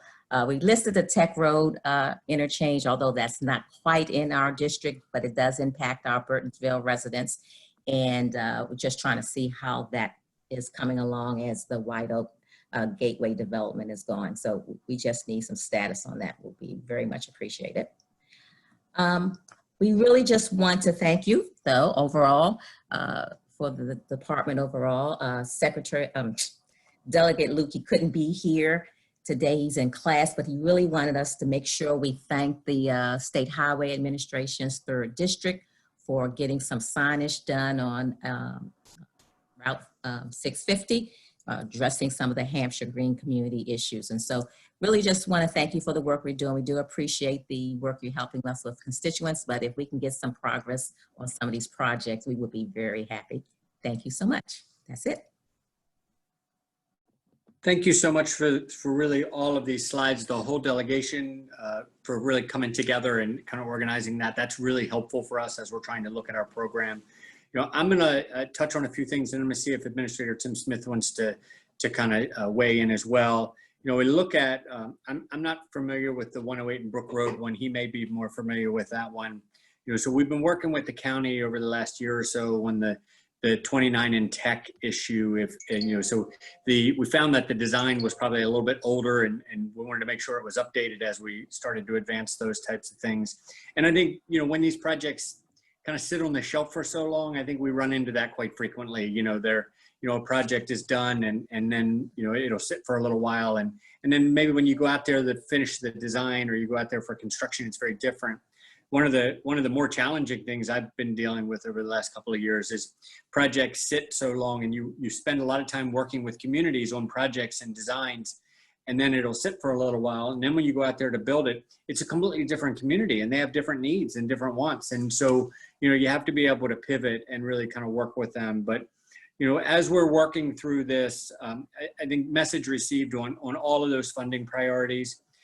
One of the things that I'm finding in this pandemic situation and the economic situation that's with it is, it seems like every week the playbook changes just a little bit. So we're trying to watch that. Unfortunately, we sit here today in a little bit better position than we thought we were going to be 2 or 3 months ago. So, as things are starting to recover, but I think it's going to be critical to see what the impact of this, this potential fall surge might be, and what that's going to be for us. But I'm optimistic that we might have a year this year where our final CTP might be a little different than our draft, and maybe some opportunities will come up to be able to get some funding in. I do want to be very clear that, my priority is a couple of things. One is, working collaboratively with the delegation and the communities on laying out those priorities, but system preservation, making sure we're investing in the system that we have. But 2, really figuring out what that next wave of projects is that we can really invest in the D&E, that the development and evaluation program. As I said, D&E, I have Senator Kagan's voice in my ear telling me to stop using acronyms. So I'm trying to remind myself of Thank you, that. Mr. Secretary. So, but really trying to lay out that foundation for that next generation of projects, I think is really important. And as we think about investments in both planning and engineering, we're going to have to do that collaboratively and really look at not only what the system needs are, but what our local priorities are as well. Yeah, so this is Tim Smith from State Highway. Just to add on there, I think on at least the Maryland 198 corridor, we're anticipating getting a newsletter out to the public here, just kind of giving them an update on where things are. But like, as Greg said, we're going through some challenging times for our larger overall capital program, but from a system preservation and more of an operational improvements, more than willing to work collaboratively to see where we can make small minor adjustments, whether that's traffic signals and minor improvements from an operational standpoint, just to kind of alleviate. It won't necessarily solve the problem, but alleviate some of the concerns. And then on US 29, I believe we were resurfacing there at Stewart Lane and doing some signal improvements. And that's anticipated next summer, I believe, 2021. So like I said, both with the 29 as well as the 198 corridors, more than willing to reach out and find out where the pain points are. And like Greg mentioned, in some cases, we don't want to progress the design too far without having all our funding, because then it loses its freshness. So like I said, just happy to work with you. Great, thank you, District 14. We'll now turn to our representative from District 15, Delegate David Frazier Hidalgo. Thank you. Thank you very much for having us again this year, Secretary Slater. It's always wonderful to see you as usual. Thank you for all your work. And your team, and you're muted, by the way. But so just a couple of things that I wanted to cover very quickly. Administrator Smith, you mentioned something earlier about accidents, and I'm wondering, we've done a lot in Annapolis already on my committee and subcommittee to help with move over laws and help to try to create more space. I would love to hear, this is kind of a two-parter, what we can do to help continue that direction as far as making sure we do everything we can to make Maryland's roadways safer. And also on the, you actually mentioned a little bit of this as well, on the 495 split going westbound or coming from Connecticut Avenue toward 270. I know that's a bit of a hot spot for a lot of truck and semi crashes. What can we do? I know there was a bill in, I think, a year or two ago.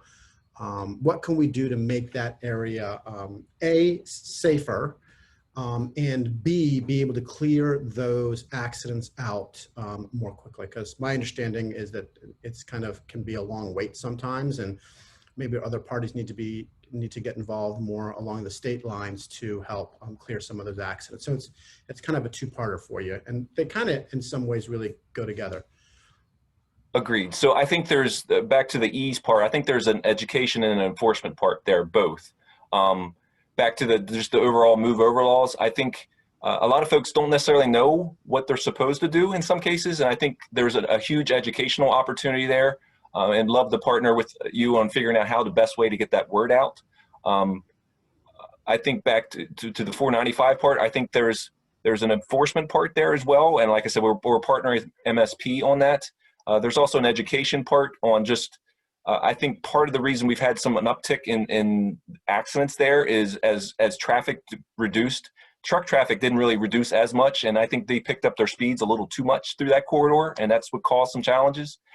I think there's an engineering part to that too. I think we've deployed some innovative techniques to improve the friction of roadways. I think there's an opportunity to do that there, but that still doesn't address the incidents once they've happened. I've worked with our chart department, and we have in some cases redeployed some of our resources to be able to respond quicker. But the challenge is when we have a major jackknife tractor trailer and overturned tractor trailer, it is going to be difficult. And I think back to the enforcement and education part, the best thing we can do is not to have that one to begin with. Because if the best I'm going to be able to save is minutes, it's still going to be hours worth of delays. So I think there's a lot more value in the education and enforcement part on that side.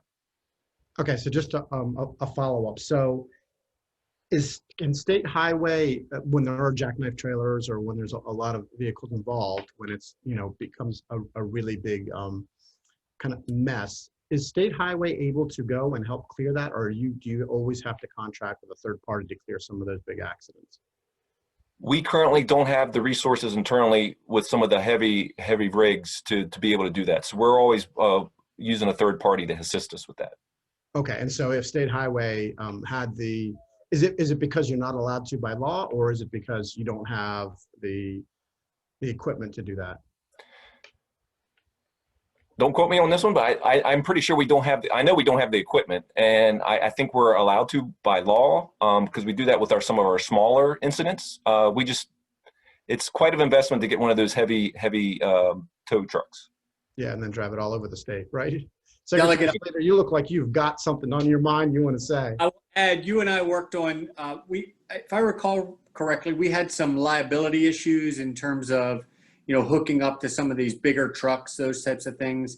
So I think if we're trying to look for a solution there, I would suggest that we would all work with Maryland Motor Truck Association and see if there's a solution that we can work together. Because my experience with them over the last couple of years is they're all about trying to solve some of these issues where our truck drivers are really speeding, because there's some real challenges, especially on that top side of the Beltway. That area by Connecticut has been a challenge for us for years. Especially going west, people tend to come around that corner and then all of a sudden realize that that exit is right up on them, and they tend to go across a couple of lanes of traffic to get off on Connecticut in particular. So that's been a challenge for us for years.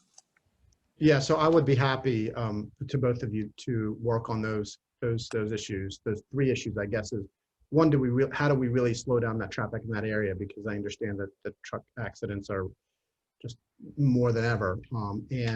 How do we make sure that we can get the hookups and get that it cleared? If there's anything we need to do legislatively, I'm all in. And third, again, we've passed some laws already, but how do we increase education? Is there anything else we can do to save some folks that are, that are frontline workers on the outside of the Beltway, not only Maryland state troopers, but police officers and tow truck drivers. And it's very scary to be out there on a road and a car comes whizzing by you at 65 or 70 miles an hour. So if you can put your thinking caps on, at least before session, if there's something we need to do legislatively, or if it's just policy in another way, I'm happy to help. Thank you. Thank you very much, Delegate. And I'm sure the administration will be in touch with you on that, because I know it's very important. We'll now move on to District 16, the district that Chairman Corbin is in. We'll be hearing from Senator Susan Lee and Delegate Sarah Love. Whoever wants to start first.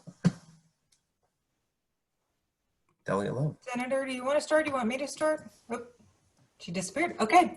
I guess I'm taking on. Yeah, I will let my wonderful colleague, Delegate Sarah Love, speak for our team, District 16. Thank you, Senator. Thank you. And thank you to our two chairs, Senator Zucker and my teammate, Delegate Corman. I also want to send regrets for Delegate Ariana Kelly, another member of our team. And just to say thank you again, like my colleagues have said, we certainly appreciate this every year, and we appreciate all the work that you all do. Secretary Slater, it's wonderful to see you not across the table. So this is lovely. I really appreciate all your work, and you continue to impress me with your knowledge that you can just, rattle off the top of your head. Just a couple of things I want to touch on behalf of our constituents. First, I want to thank you for addressing bicycle safety on MD 187, Old Georgetown. We've had some really tragic accidents there, so we appreciate your work there. Also on MD 190 River Road, also, a lot of speeding along that area, and I know that your department has worked with our constituents and gotten a lot of input and reduced the speed and sometimes people do it and sometimes they don't, but it does feel much calmer there. So I really appreciate the efforts that you've put into traffic calming on that. People have talked about the Purple Line. That's another topic of big interest to our constituents. Not surprisingly, a large number of our constituents are very much opposed to the Beltway widening. They're very concerned about their property, about the expenses for moving WSSC's pipelines. They are concerned about environmental justice and what that will do to certain communities.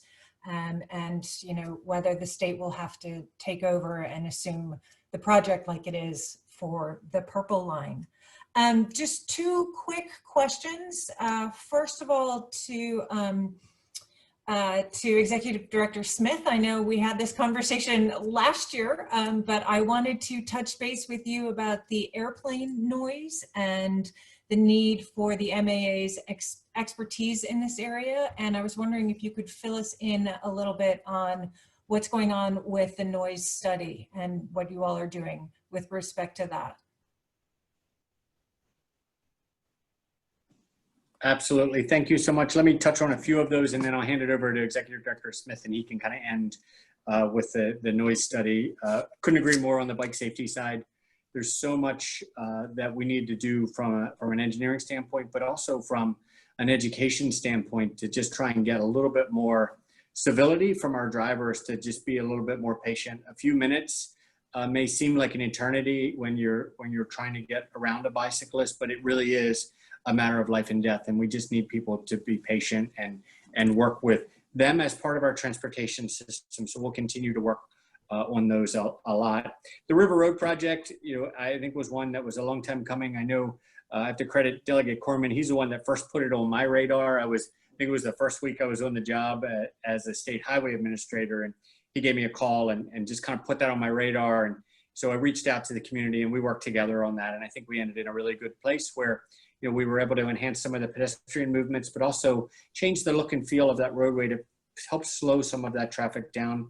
You're still going to have a number of people that will drive fast through there. And, you know, we hope with some enforcement, you can modify that behavior, but I was glad to see that one. You know, the Purple Line, we will reiterate, we are committed to getting that one done. If you have any concerns from yourself as well as from your constituents, we're happy to work through them. Our executive director for the Purple Line, Matt, is on here with us tonight, but he's really been spending a lot of time with community members, just kind of walking the corridors and members of the delegation. I know he's doing some others, but really focusing on not only the construction, but the area around the Purple Line, pedestrian safety and work zones and those types of things to make sure it's acceptable for the community that we're going through. And then, you know, I hear you on the Beltway, and I'm happy to sit down and kind of talk through some of those issues. Once we get out of the DEIS and really kind of look at some of those, I always welcome a conversation where we can kind of really roll up our sleeves and kind of look at some things in detail to understand them, and then just kind of work through and see if we can find some common ground on some of those things. So I'm happy to continue to work with you on those. And at this point, I'll pause and see if Executive Director Smith wants to talk about the noise challenges. Thank you. Yes, so this is Ricky Smith. I will ask that the question be repeated. It wasn't clear to me, the question on noise. Sure. When last we had this meeting, you and I had a conversation about the airplane noise. Yes. And the concerns that a lot of people have, not only in my corridor, which heads into Washington National, but also in the BWI corridor. Yes. So I was hoping you could tell us a little bit about what was going on and the study that you all were looking into. Okay, so and thanks a lot for the question. In both cases, court actions were filed by the state's Attorney General's office. In the case of BWI, an administrative petition was filed. In the case of traffic noise issues coming out of Reagan National, an actual lawsuit was filed. Both, again, the state of Maryland took both actions. Both of those actions continue to be in the court process. We're still waiting for the judge to make a finding. With respect to BWI, however, a decision was made with the FAA and the courts to bring closure to that issue because the local Airport Noise Roundtable was able to make a series of recommendations to the FAA to mitigate the impact of noise coming out of BWI Marshall Airport. The FAA has established a committee to review those recommendations. We're optimistic that some, if not all, but more than likely some of those recommendations will be adopted, which will result in some improvement. And so because the FAA committed to give real consideration to those recommendations, they in essence answered what was asked for in the Attorney General's administrative petition with respect to BWI. Okay. The legal issues related to noise issues coming out of Reagan National continue to be working their way through the legal process in the courts. In terms of the committee that's trying to address issues of noise affecting Montgomery County and Prince George's County, that is a committee that is controlled and managed by the Metropolitan Washington Airports Authority. We, the state of Maryland Aviation Administration, has little to no control or influence over that committee, but we are working with the Attorney General's office to take aggressive actions in the legal form to try to make sure that we get some movement from the FAA. And are you participating in any, my understanding is there was a study on the health effects and the noise effects So there, from the airplane? So the last General Assembly passed legislation that would authorize the Secretary's office to issue a grant to a local university to conduct that study. Right. The Secretary of Transportation Secretary Slater has agreed to authorize that funding to UMBC to conduct that study. And so they're now going through the process of pulling together the team to conduct that study. Got it. Thank you. You're welcome. And if I may, I have one more question for you, Secretary Slater, and for Administrator Neiser.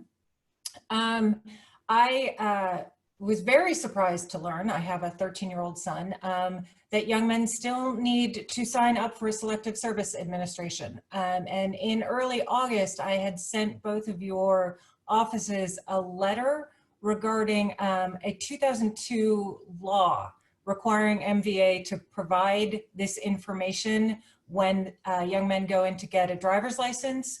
It was contingent on MVA receiving federal funding for the initial startup costs.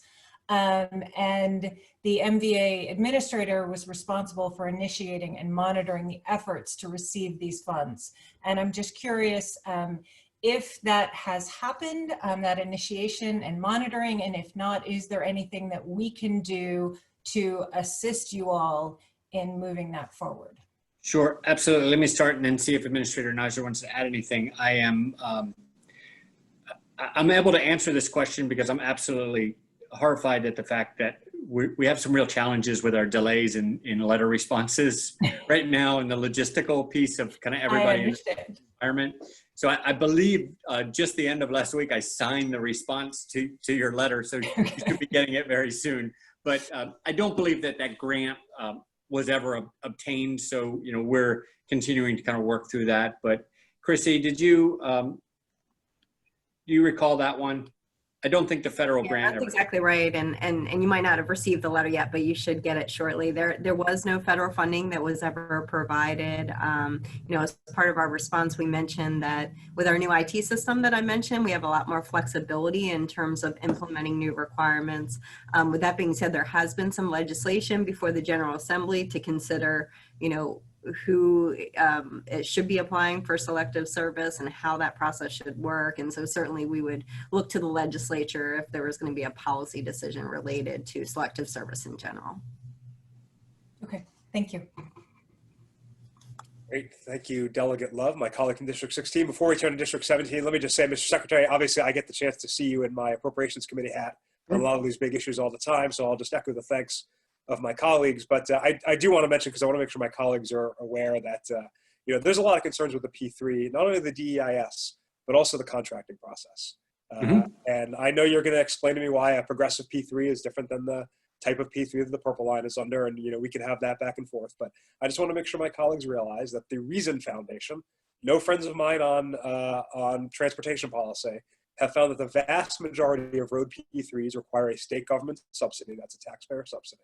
And that one of the shortlisted finalist teams that you've selected includes Meridian, which is the majority partner in the Purple Line Transit Partners, the only other P3 currently going on under our state law, and I would say not going on very well when it comes to the contracting piece. So you can respond to that now, or we can stay there for appropriations, but that's just a really big concern that I want to make sure all of my Montgomery County colleagues are aware of. No, absolutely. And I just, I know you and I have had the discussion about the differences in the Purple Line. I'm not familiar with the Reason Foundation report. I do, on that side, just, I don't want to comment on a report that I haven't seen, but I'm happy to work through those and kind of make sure that there's enough protections in place. What I'm finding too on the rail side, there's tremendous amount of cost overruns across the nation on rail projects. And I think that has a lot to do with, I think there are just there are very few rail projects compared to highway projects across this nation. So maybe the estimating process on the highway side is a little bit more mature, but there are some stark differences. And I know maybe you and I have a difference of opinion on the differences between those two contracting mechanisms and the protections, but I am happy to continue to have that conversation with you and have that dialogue with you and see if we can, see if maybe I can make you feel more comfortable about the contracting mechanism itself. Sure. The largest progressive P3 in the country right now, I believe, is the Silver Line Phase 2, another P3 that's not going particularly well. So with that, let me turn it over to my colleagues from District 17, Senator Kagan, Chair of the Transportation Committee, Kumar Barve, and Delegate Balakovich-Carr. Thank you, Delegate Corman. Secretary Slater and team, thank you. Good to be with you, even though it's virtual. I always introduce myself as Cheryl Kagan, very proud to be the senator for Gaithersburg and Rockville. But I also say that my district is up 270, up 355, up the Metro Red Line and the MARC line. And so transportation is fundamental for our district. I don't have the fancy PowerPoint like District 14, but I do have a bunch of questions that I'm going to run through. So for Gaithersburg, first off, want to add my thanks to the Watkins Mill interchange. It's awesome and very convenient, helps with traffic and hopefully economic development in that northern part of Gaithersburg. 117 Clopper and Diamond, want to reiterate what Councilmember Sales said, really hoping for some action on that. And I have been asked over and over the years, and I think we've talked about this, on the ICC, why is it that the westbound direction that we can't have Gaithersburg as the destination on the sign as part of the visibility, or frankly, Gaithersburg, Rockville, but certainly we really should be advertising and doing economic development. It's just a sign exchange. So really want to make that pitch. In terms of Rockville, over a year ago, I had a meeting with some of your team and we talked about 270 and 189 Falls Road, the northbound exit when you have to get off and get over 3 lanes to try to get onto Great Falls Road. There have been accidents there. That interchange is a hot mess. I saw work crews there. They looked like they were doing research and stuff, and that's been eons, and I've seen no action. So I would love an update. If not tonight, then maybe we can work on that. I don't want to lose the momentum from the commitments that have been made there. So those were the 2 municipalities. Now I want to take the more global look. Not as a senator, but just as a Rockville resident, this flyer was left on my doorknob the other day. My constituents are very concerned about 270, 495. The mayor and council of Rockville have made an announcement, are getting us a formal letter of concern. The cost overruns in the purple line lead to even more concerns about $9 billion when we're looking at economic shortfalls and challenges on a project that just hasn't earned buy-in. You and I have talked about the mystery of the tolls, and I can tell you that the one time when I was driving in Northern Virginia and was trying to figure out the signage and trying to get in the correct lane to not pay the tolls and ended up paying over $60 to take a toll lane that I did not intend, could not afford, and was not seeking to take. So signage and toll prices is really important, in addition to protecting neighborhoods, businesses, and others with the area. And obviously, Delegate Corman, Delegate Love, and Delegate Barve, I think Chairman Barve is going to be talking about this, and certainly others. But there is a great deal of trepidation about the project and whether it's really going to do what we need it to, and how much it's going to cost, not just all taxpayers with $9 billion, but truly the tolls. And we have a lot of constituents that are not going to be able to afford that and yet need to be able to drive to work. And the last thing I want to shift to, WMATA and Mark. I'd love for someone to talk about fare box recovery and the reality of, as passenger load is down and therefore fare box recovery is going to be impossible. I am very worried about what's going to happen and whether rates, the ability to ride on mass transit is going to become unaffordable for our working families. And then the last thing I've got, it has become really noticeable that mowing and trimming on the Beltway and elsewhere is way, way back.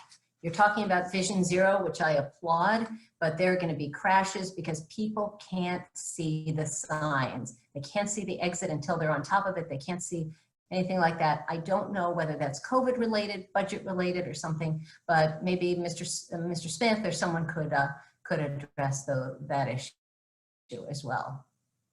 Thank you.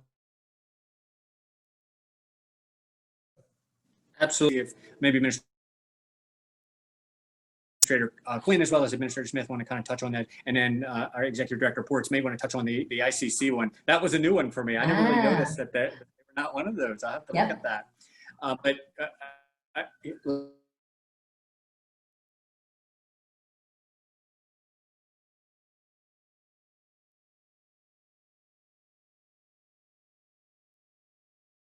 Loud and clear on both Watkins Mill as well as 117 and 129. Tim may have a little bit more. I don't have much history on that one, but I can picture that because I've driven through there a few times, and you know, frankly, we're out there with some initial project development, and maybe we had some budget challenges, but he may be able to touch on that one.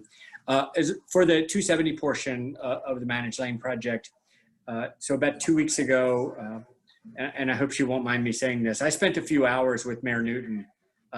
And we drove the whole corridor, and we drove through some of the neighborhoods, and we walked through some of the areas that could potentially have been impacted. And so we had a really, really good conversation about really how the community feels. And so, you know, I felt like it was a good conversation, and we're committed to continuing to work with the communities on that and continuing that collaboration. But it was a good discussion, and she expressed a lot of the same concerns that you're expressing.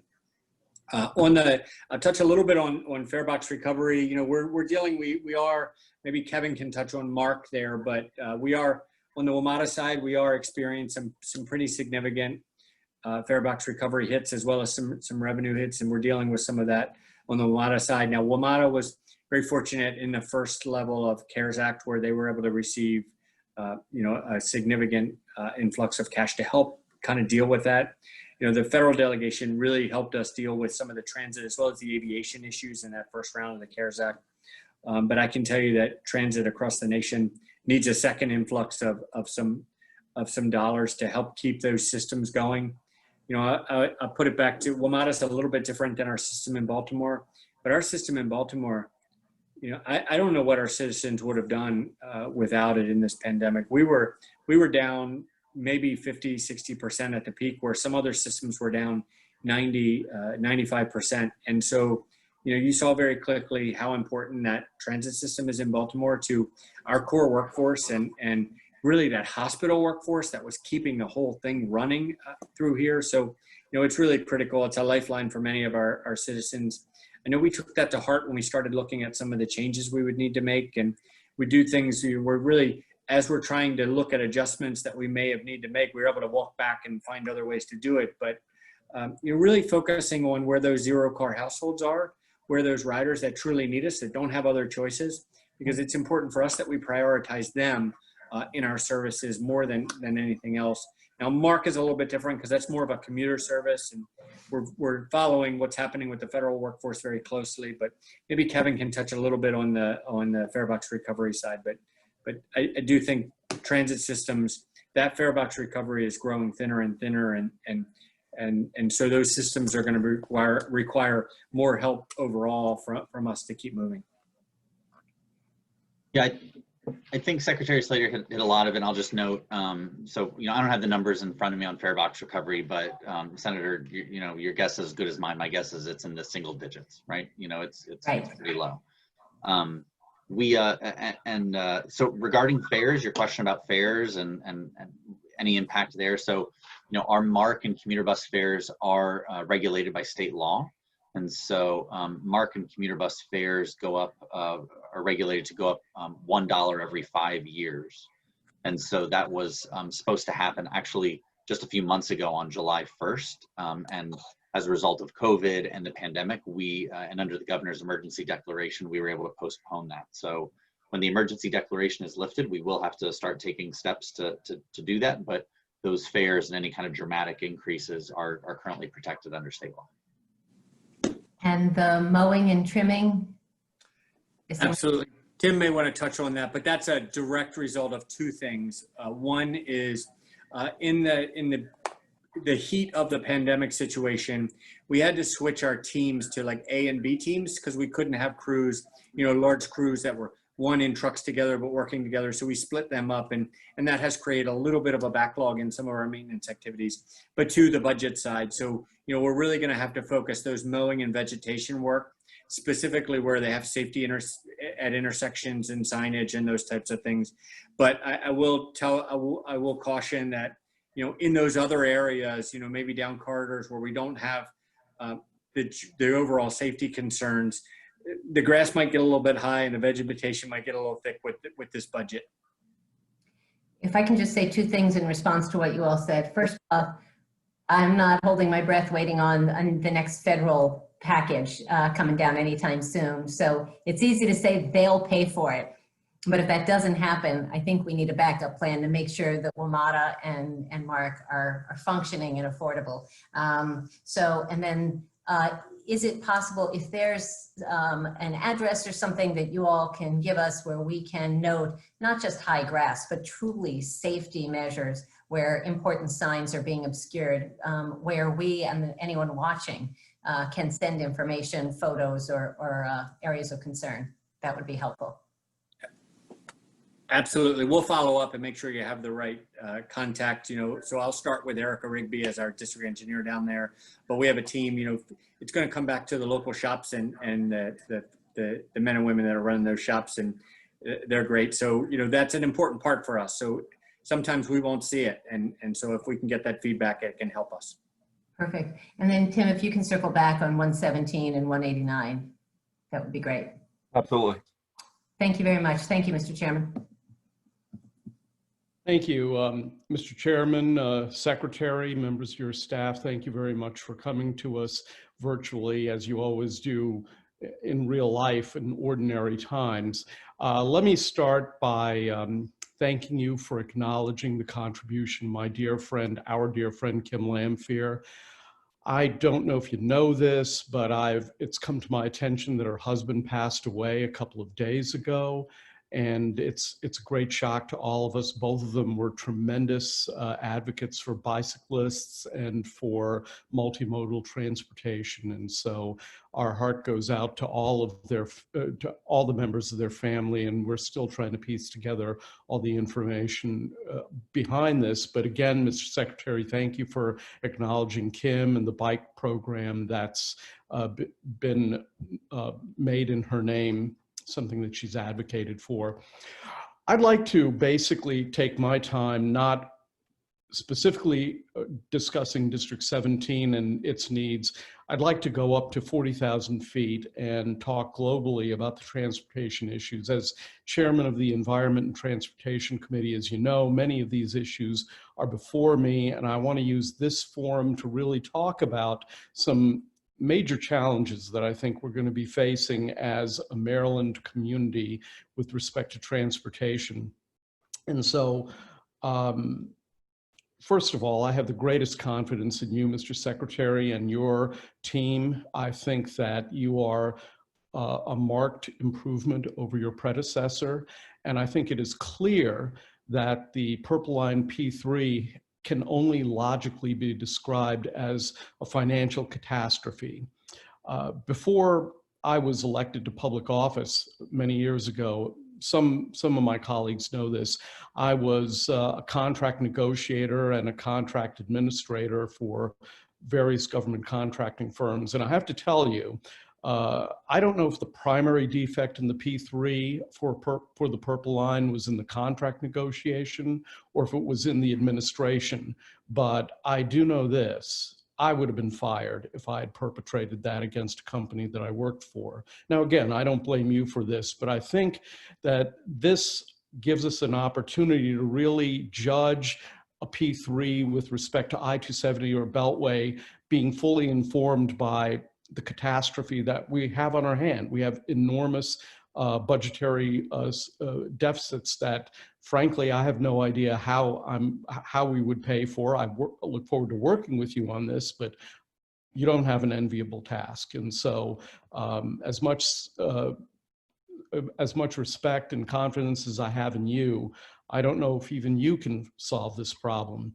Now, a lot of these concerns about the environmental and financial impacts of the I-270 Beltway P3 were voiced by my committee and by the House of Delegates in 4 bills that we passed over the course of 2 years. Now, for the record, I have to say this, the Senate of Maryland didn't pass or vote on any of those bills. They chose to remain at the sidelines when it comes to regulating the finances and the environmental impact of this project. Well, okay, that's the way it goes. It takes 2 to tango in a bicameral legislative system. We're going to have to rely upon you and on the Board of Public Works to defend the interests of the taxpayers and the citizens of the state of Maryland.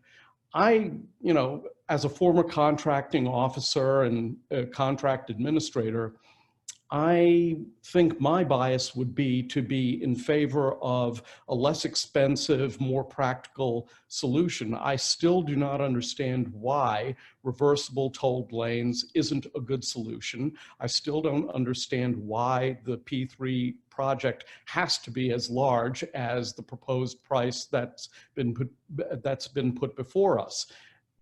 In the end, I think that as Marylanders, as taxpayers, we are going to have to bear the burden of making a proper decision on this.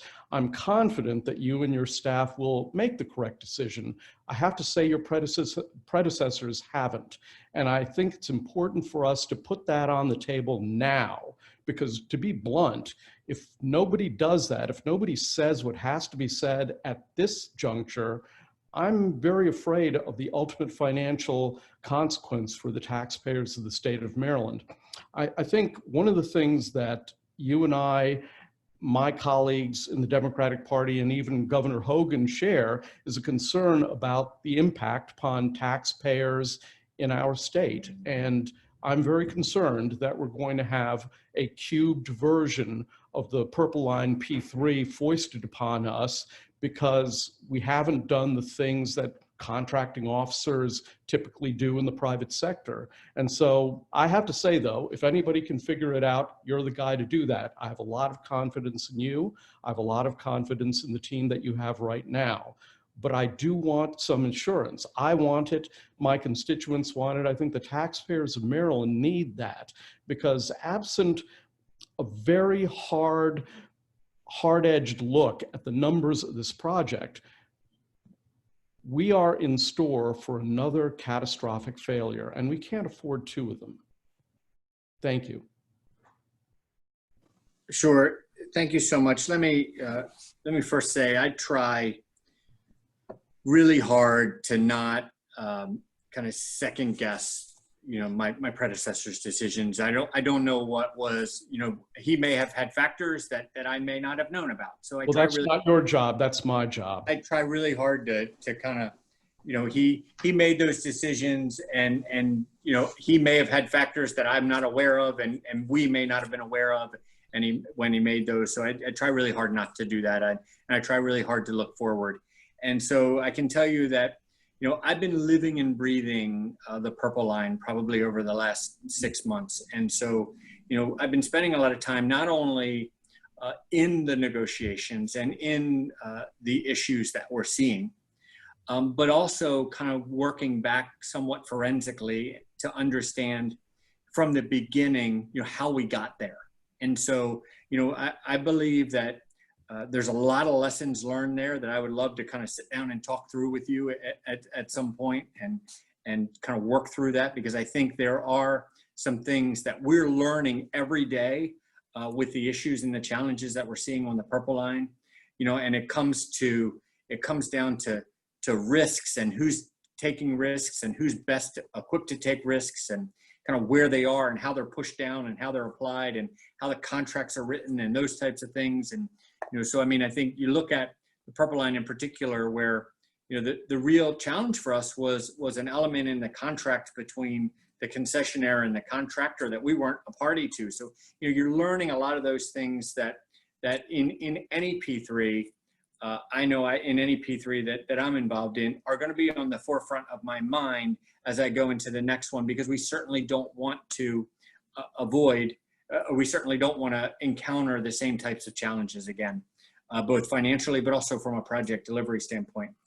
That being said, I also want to make sure that we don't get to a point that we take one project like the Purple Line and take P3s away from the government as a tool in the toolbox, because I think they do work in some areas. We've had some very successful ones. I think one of the most successful one we have is down at the Port of Baltimore with Ports America Chesapeake. It's really been a tremendous partnership for us. And so, I think what I'd like to do is figure out, one, my focus is getting through these Purple Line issues and getting those things where they need to be. But two is forensically looking at those and how we can look forward as a department. But I would welcome your collaboration on that as well. Well, I appreciate that. And I especially want to amplify the comments that the chairman of the Montgomery County House Delegation made with respect to Meridian. I don't know that I would be so willing to trust them as a partner. But look, here's the thing. As the guardians of the taxpayers' money, and that's what you and I and all of us here are, that's our first mission, to guard the money of the taxpayers of the state of Maryland. I think it's important for us to perhaps take some lessons from the private sector to be biased in favor of less expensive ideas rather than more expensive ideas. I think it's incumbent upon us to behave. I'm not a person who ordinarily touts the applications of the private sector and the government sector. I don't usually do that, but I think this is one of those few instances where it's appropriate. And I do look forward to working with you on that. And you're right about the Port of Baltimore. I think the private contracts that we've entered into in those instances have worked very, very well. But I also think that in the Port of Baltimore, we have an entire group of people who quite literally live, breathe, and eat the Port of Baltimore 24/7, 365 to a degree that neither you nor I would. And so we have a great advantage there. And so, again, I want to thank you for being here and for speaking to us. I look forward to working with you. Although the legislature won't be involved because the Senate won't pass any of our bills, I do look forward to working with you, and I do look forward to being able to find solutions that work for the taxpayers of the state of Maryland, because at the end of the day, both you and I and Larry Hogan can admit that that's our primary responsibility.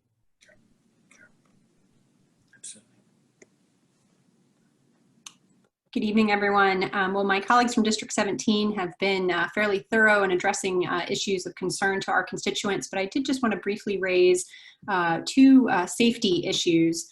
Firstly, in regards to pedestrian safety, a thank you for some of the improvements that were done on Route 355 in the vicinity of Rockville Town Center and the Metro in terms of adding pedestrian leading intervals and the automatic pedestrian walk signals. That's been a concern for our community for a while, and as somebody who walks through that area personally, I'm appreciative of those improvements. I'm curious though, what is the department's philosophy at this point with the new context-driven planning that was rolled out last year with those kind of pedestrian improvements? Are those going to be done and worked in proactively, or are those kind of improvements just being planned as new projects come up?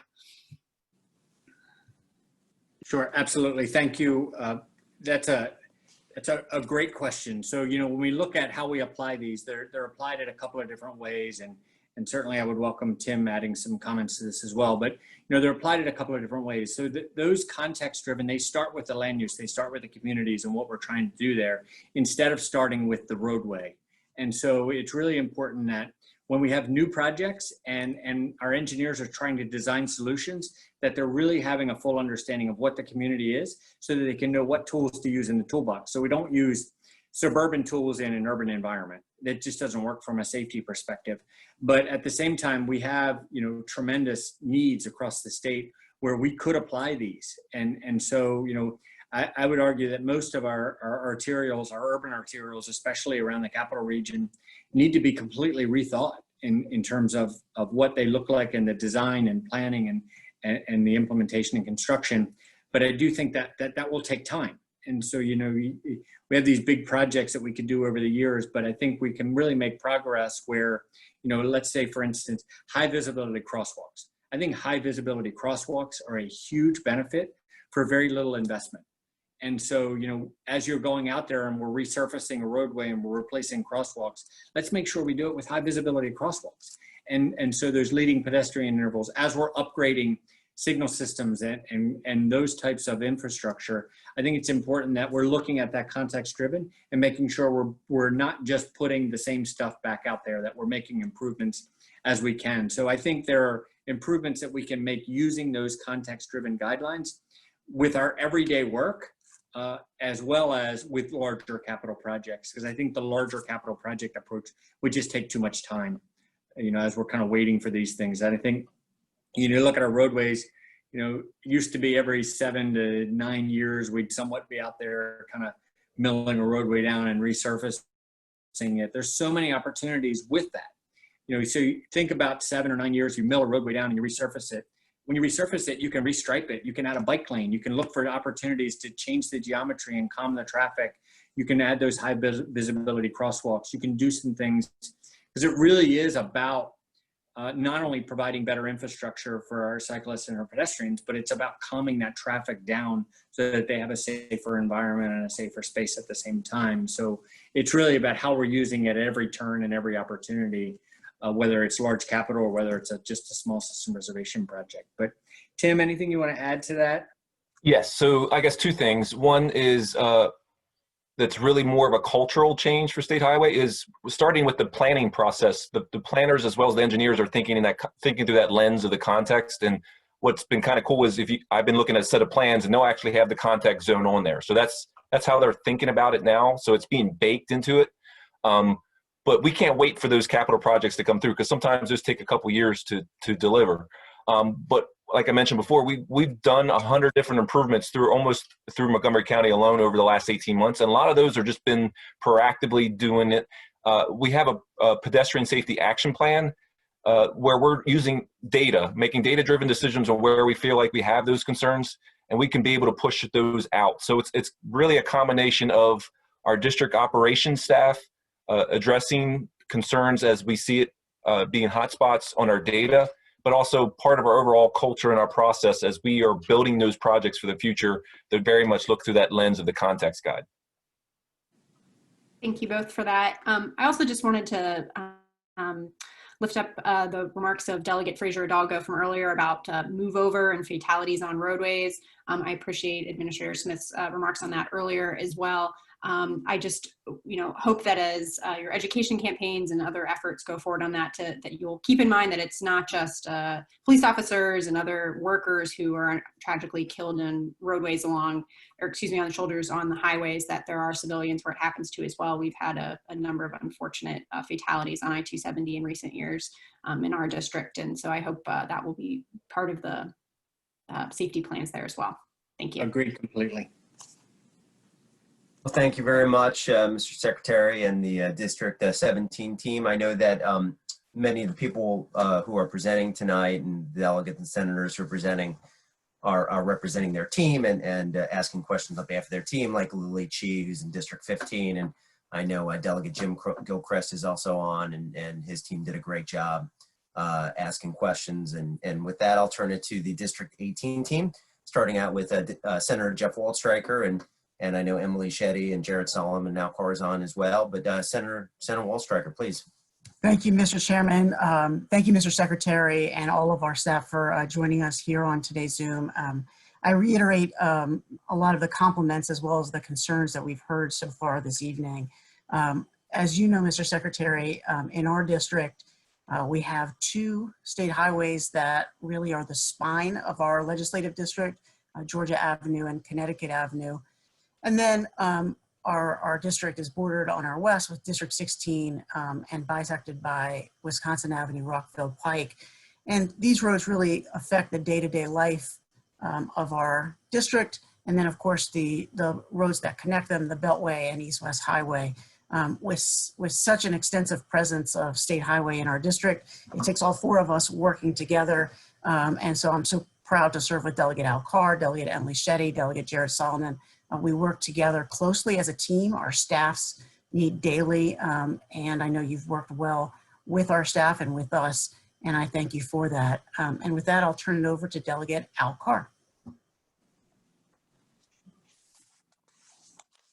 Thank you, Senator Waldstreicher. Thank you, Mr. Secretary, and your entire staff. And just to build on what Senator Waldstreicher said, the folks we work with most closely are the State Highway Administration District 3, and I think I speak for all of us in just expressing our appreciation, formerly under Andre's leadership and now under Erica, that entire team. You are all very responsive to our constituents, very professional, and all of our constituents greatly appreciate that, so do we.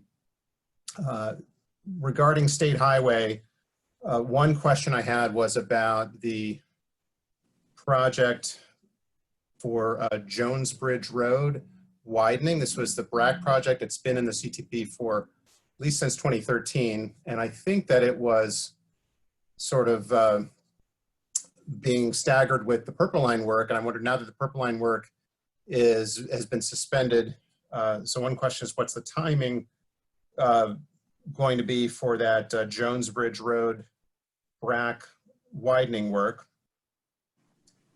Second question would be about ADA sidewalk retrofits, really countywide and statewide. I know even before the pandemic, that work had sort of slowed from what had been done in years past, if you look at the attainment report.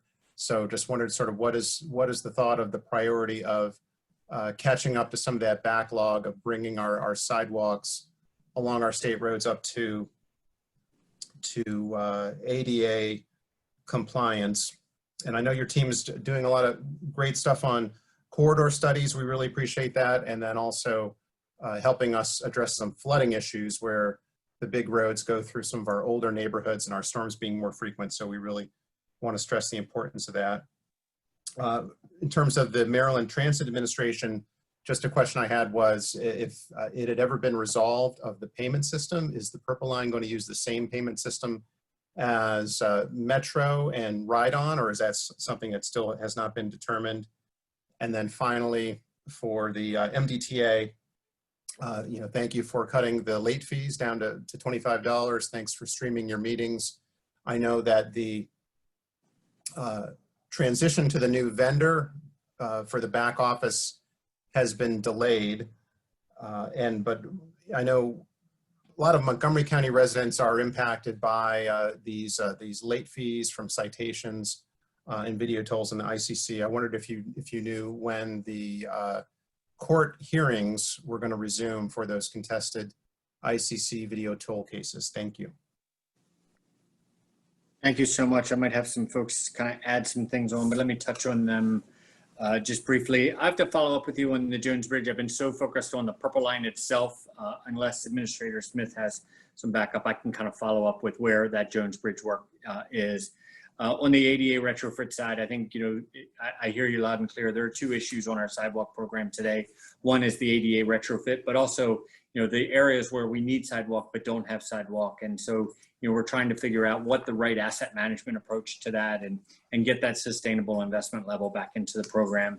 We certainly, I recognize that. I know, especially in your district, you've been dealing with a fair amount of flooding issues, and I know we'll continue to work with those. We have some of those statewide, but you seem to have a bunch of them in your district, so we'll continue to work on those.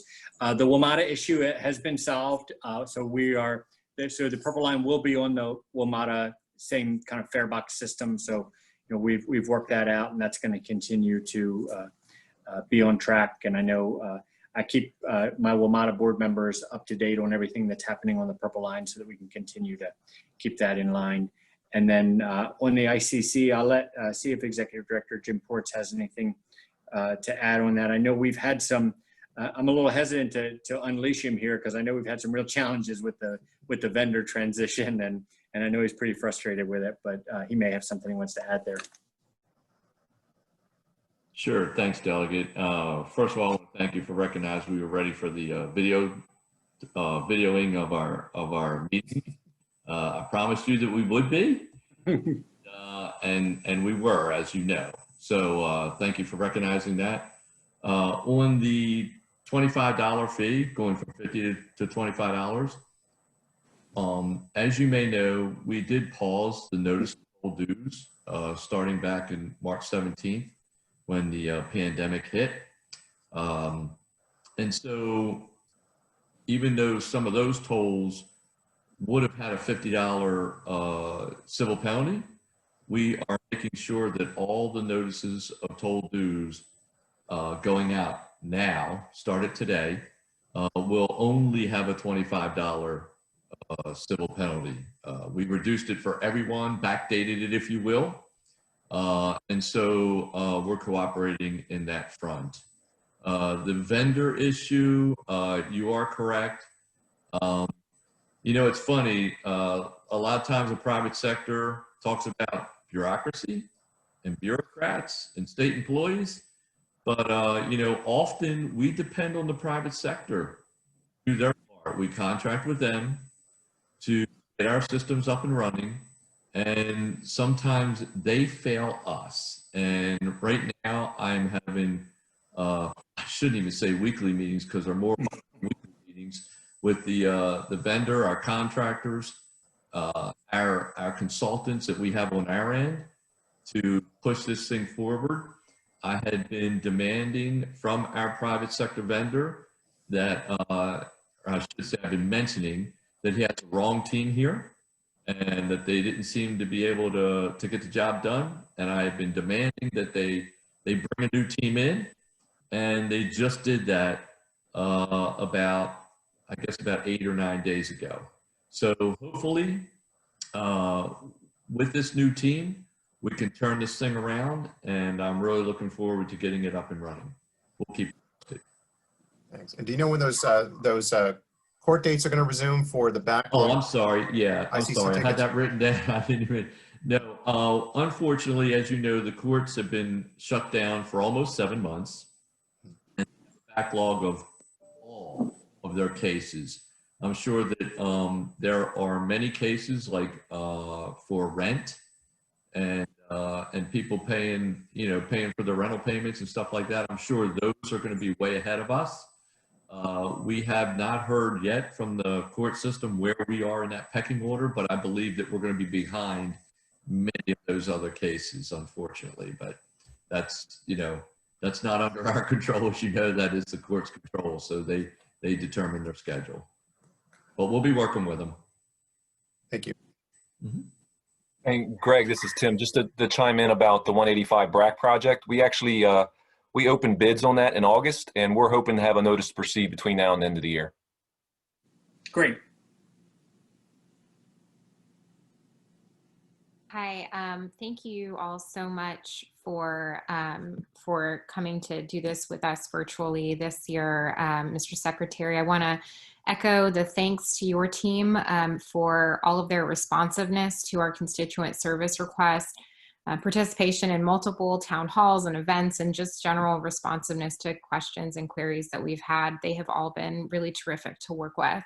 Great. I just have three sort of sets of questions for your team, Mr. Secretary. So the first is, I'm wondering if you can please share a little bit more information about the plans for improvements on Connecticut Avenue northbound from 495 to Knowles Avenue. Specifically, could you share what improvements are going to be made at the intersection of Saul Road and Connecticut Avenue, where there have been a number of crashes in recent years, including a near fatality just 1 year ago this month. And, you know, if you can share a little bit more about specifically when we can anticipate construction improvements to begin that would include a protected left turn light at that intersection, that would be really helpful.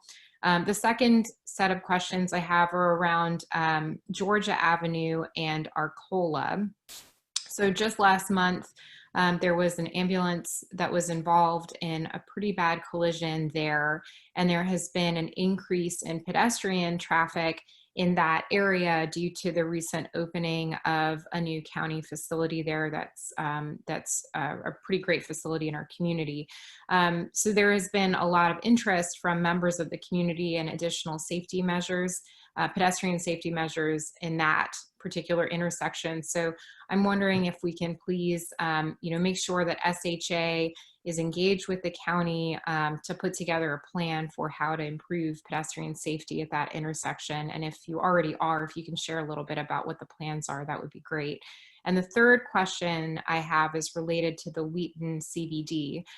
So we really appreciate the work that's been done to date in the Wheaton CBD, and we ask that SHA continue to press forward on the planned improvements and hasten progress on the Price Street Signal and Georgia Avenue median barrier in conjunction with our County Department of Transportation.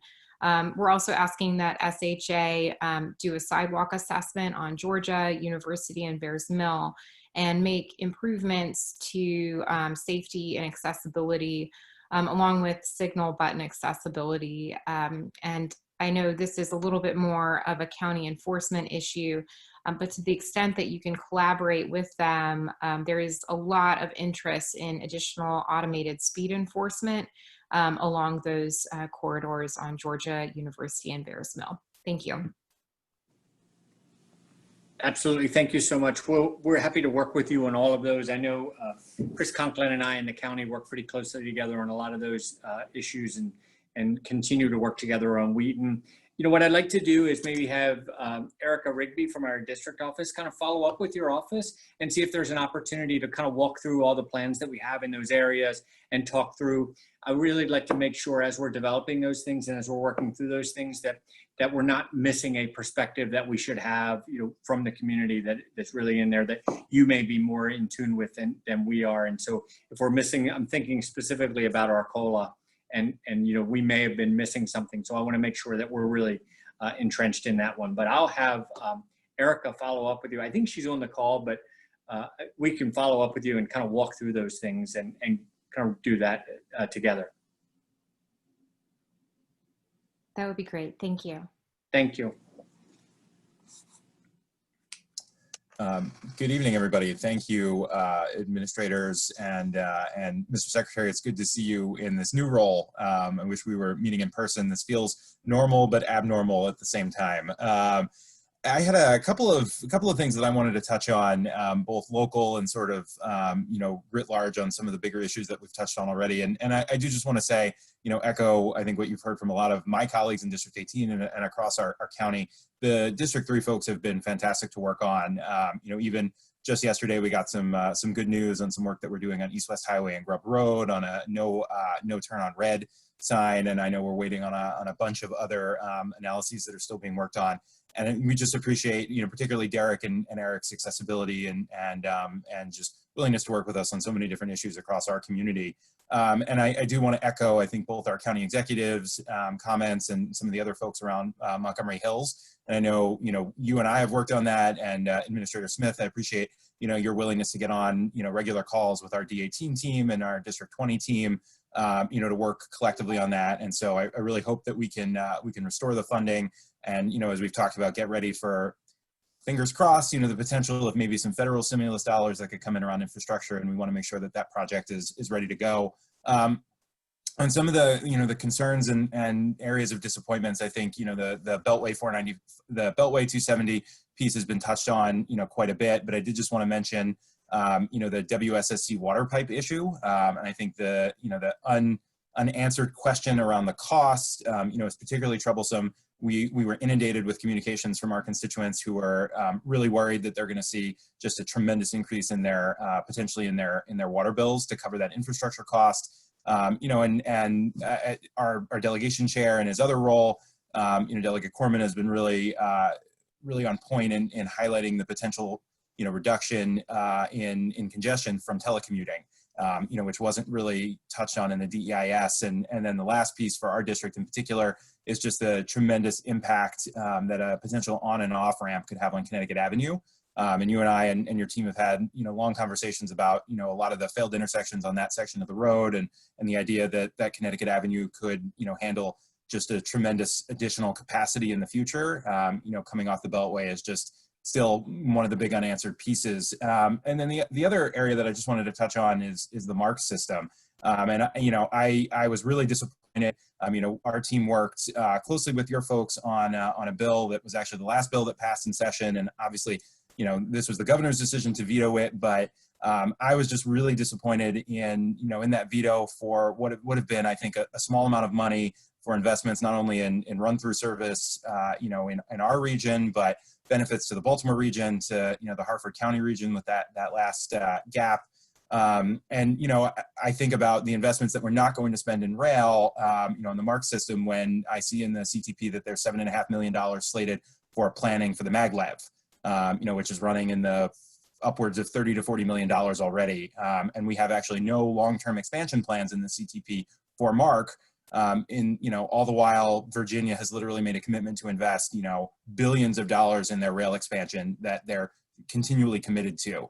So I just want to echo the comments of my colleagues who have mentioned, I know we seem to be sort of selectively applying the change that COVID has brought in our transportation world to, things like public transit and rail systems, but we are not doing anything.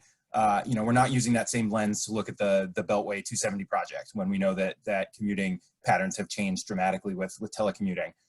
So I did have just a couple of specific questions. My colleague Delegate Shetty mentioned Veers Mill and that corridor, and we've had a lot of concern raised from our constituents around the safety improvements that have been, sort of laid out, but have not yet been implemented. So, would love to work with the District 3 team on that. There's specifically a signal at Norris Avenue and Veers Mill that we're hoping we can get expedited. And our local police department did a speed study that showed there were upwards of, cars traveling upwards of 90 miles per hour. So we would love to talk to you about some enforcement strategies there and potentially speed limit reductions. I know your team has just been phenomenal to work with on the Shared Streets program that have been wildly successful in all parts of the county. And I know there's still a number of outstanding roads that are on that list. Hopefully, we won't be with dealing with COVID for forever, but at least in the near future, particularly in the Wheaton area on University Avenue, I think there's some abilities there to help our small businesses that are trying to stay afloat. And then I would say, the other question, and it's sort of been touched on by a couple of different of my colleagues, but the pedestrian safety improvements that we're talking about in a lot of these areas cost a lot of money.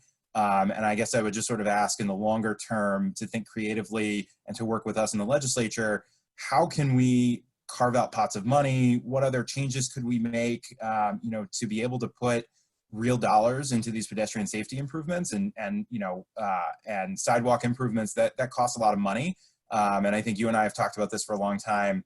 And then lastly, I would ask, your team and the team at MTA to really commit to work with the Greater Washington Partnership and their regional rail vision.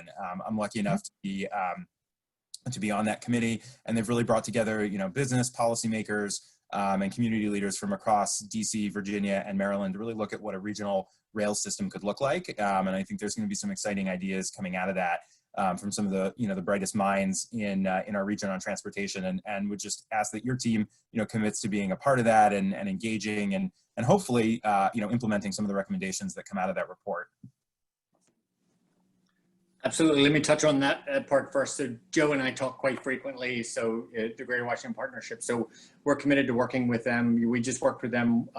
The Greenway stuff that just came out, and some, they have a number of really, really good efforts. And so, myself and Virginia, as well as the district, we've been working pretty closely with them and making sure that everyone's at the table and everybody has a voice and everybody's engaged in this. So, certainly we are focused on that one as well.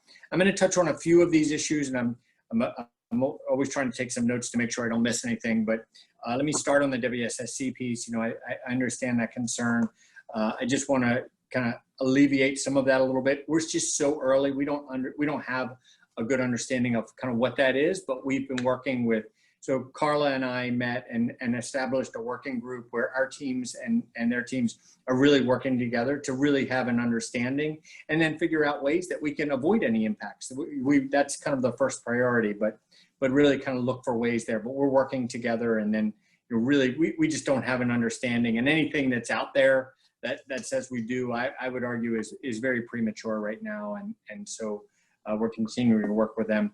The maglev dollars that you referenced, I believe they're federal dollars and private sector dollars, because we don't have, that's a private sector project, but certainly. And then, I really do want to touch on some of the COVID impacts, because, we are looking at that across the board. It's touching everything. And so, there's so many different data sources.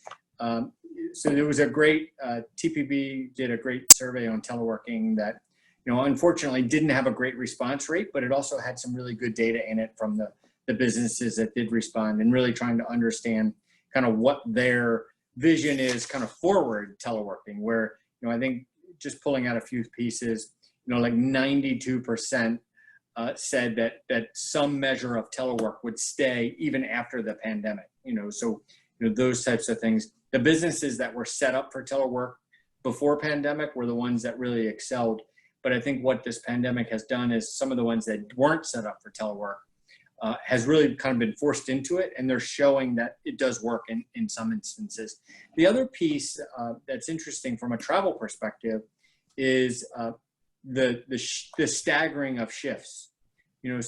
Staggering of shifts to have smaller workforces in the workplace at one time has a really interesting effect on travel, because you don't have that kind of measured peak at that morning and evening where everybody's kind of going in the morning and evening. But the piece that I think we don't have a solid understanding of at this point is where that telework is going to come from. And so where so for instance, I'll give you WMATA, for instance. WMATA's been doing a lot of outreach to their customers and trying to understand kind of when their customers are going to come back and when that's going to happen. And one of the things that they're finding is it really has a lot to do with a vaccine. And so, there's a lot of folks where, like 53% of WMATA, based on the surveys, really feel like they need that vaccine before they're ready to come back. So I think there's so many health elements to this.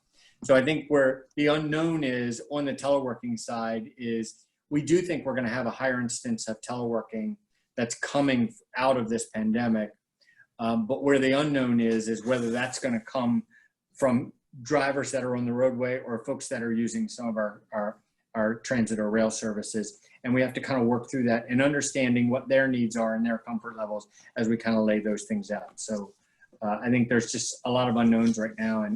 And some of the projects, I just will stress that they're not only for dealing with some of the issues today, but they're looking at kind of where issues could grow and the growth and kind of set us up in a better way for the future. But I'd be happy to keep working with you on all those issues. Thank you. And I also just want to, I know we sent you our District 18 priorities around the purple line, but Matt has been really great to work with, and appreciate the engagement. And I know we're working on setting up some additional walkthroughs, but just appreciate both Kevin and Matt's commitment and engagement with the town of Chevy Chase and some of our other local communities that are really impacted by it. So thank you for that. Absolutely. And actually that letter was really helpful. It helps us kind of guide where we're doing some things and get that engagement going. Great. Thank you, District 18. Before we turn to our final legislative district of the night, I just want to mention that Delegate Stewart from District 19 is here, although is not speaking. Delegate Crutchfield, I believe, was on earlier, and Delegate Lopez from District 39 had to depart early. But now I'll turn it over to the District 20 team, which I believe with us is Delegate Wilkins, Delegate Moon, and Delegate Charcuteau.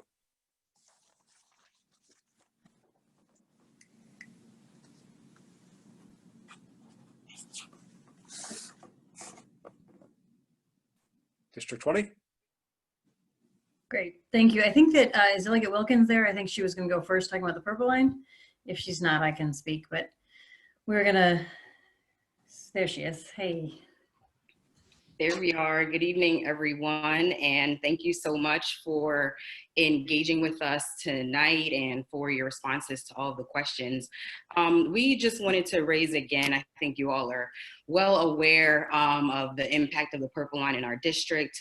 There are a number of stops, and the result of the current halt is just very impactful for our community that has really been impacted by the construction. We have constituents who have a lot of questions around what is going on.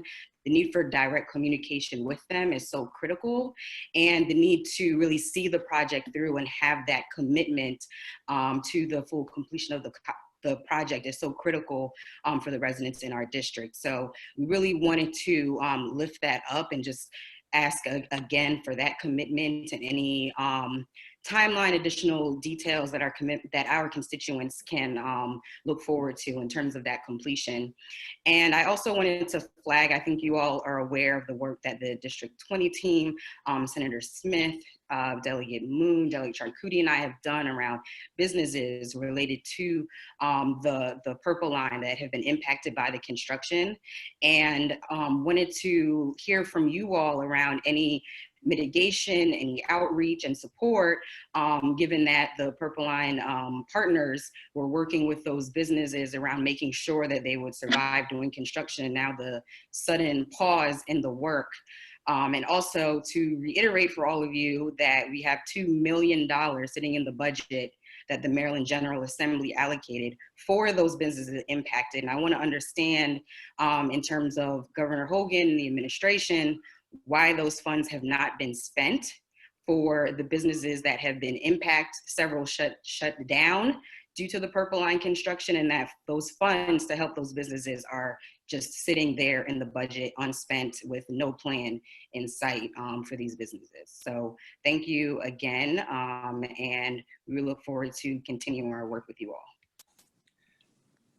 Absolutely. Thank you so much, Delegate Wilkins. Let me first going to touch on the Purple Line and make my commitment again that we are focused on not only getting this project completed as quickly as we possibly can, but also in the process collaborating with the communities and everyone along the way, and continuing to answer many questions that a lot of the communities have right now, especially in the transition.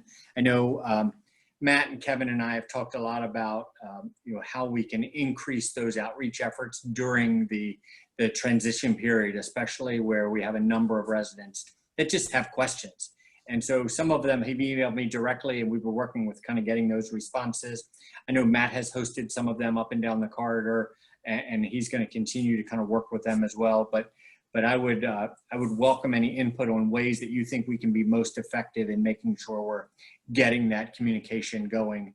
The business side is another one. We've been so focused on kind of the resident piece that I know my efforts, and Matt may have some extra information on that one, but I know my efforts, I've been talking to some of the larger kind of businesses and developers along there to kind of work with them so that we make sure that our transition is very smooth, but also we're not impacting their ability to be successful as a business or a developer, and working through that and have that commitment. But you have my 200% commitment that we're going to get this thing done. We're going to get it done collaboratively, and we're going to work together, and we're going to communicate. So, you know, that's the expectation that we've laid out. I'll have to follow up with you on the outreach dollars and see where that sits today in our program. But I'm happy to kind of follow up with you and see where that sits and see if there are some opportunities there. Great, thank you. Thank you. I'll go next. So let me start by thanking you, Secretary Slater, and your whole team. It's always a pleasure to work with all of you. And I've appreciate the work that you've done, especially in these challenging times. I also want to thank Matt and the Purple Line folks who are, I'll just take this opportunity since I know thousands of our constituents are watching tonight, to mention that we are working with them, and we do have a town hall, an online town hall next Thursday night. We just announced it today. We just got the pieces together. So folks can reach out to any of the D20 offices for more information about that. But we're looking forward to getting some questions answered there as well. There's two things I wanted to highlight. I did want to just reiterate how disappointed I was to see that the Georgia Ave Montgomery Hills project is not funded at all. And I think, as you know, and as Tim knows, we have been working with SHA and MDOT to just look at any kind of creative ways. We've looked at ways to break the project down. We've looked at ways to make some kind of project on progress on what is an extraordinarily dangerous. It has incredible impacts on business development, but also just on safety for pedestrians and bikers, on safety for the for folks in the vehicles, for people using transit, and just everyone all the way around.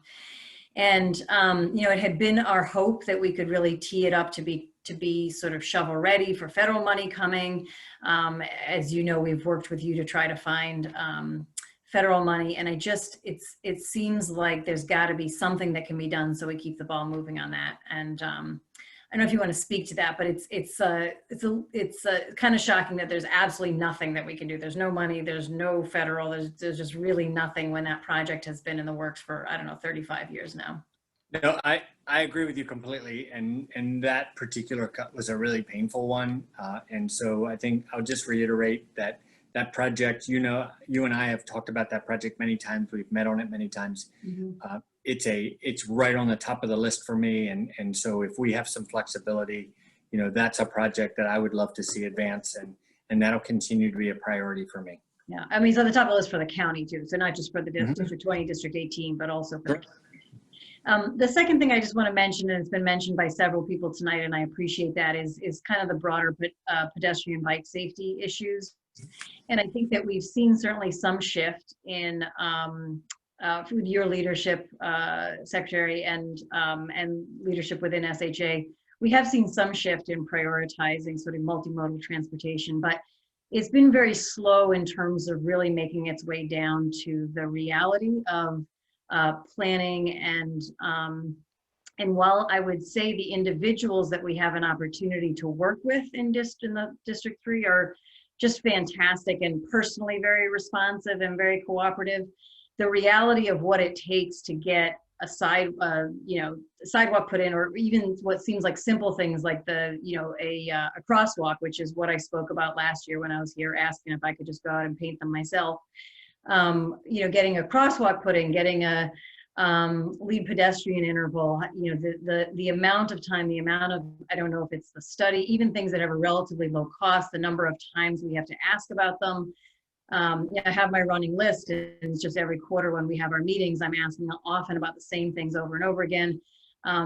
This year we were trying to get all of the, you know, frankly, as far as I'm concerned, every crosswalk, every light ought to be, you know, auto pedestrian recall. I'm not sure why anyone needs to hit a beg button on any crosswalk, but certainly in the well-traversed areas and all the business districts. And it was a considerable amount of effort, you know, in COVID, when early on, when, you know, we were trying to just get them so that people weren't touching them. Through COVID, it just was considerable effort to get all that done. But even on some design projects, I've been surprised to see design projects and responses to issues come out in ways that make things more difficult for pedestrians, that make things, removal of bus stops or removal of where pedestrians are currently crossing without a crosswalk, and instead of adding a crosswalk, an addition of a barrier to sort of quote unquote discourage mid-block crossing. But then what that's doing is it's adding another half mile that people who need to get from their homes to a bus stop have to walk. And that sort of is reflective, I think, of the old way of thinking. And I still see that coming in. So I don't want to go through tonight, it's late, and I know you all have been listening very carefully, and I'm grateful to so much of this. But I would just say that overall, I know where you're trying to take the department. I'm grateful, and I hope we can move there faster, and I hope we can support you to move there faster, because every time we hear about a pedestrian who is killed in our community, we have all failed. And there's just no reason, there's no excuse. We know what the technology is that we need. We know what the design stuff is that we need. And we've got to put it into place. We can't lose pedestrians and bikers. We can't lose people in their cars either. But we just it's devastating, and it's preventable. And we've got to be accountable to our communities in that way.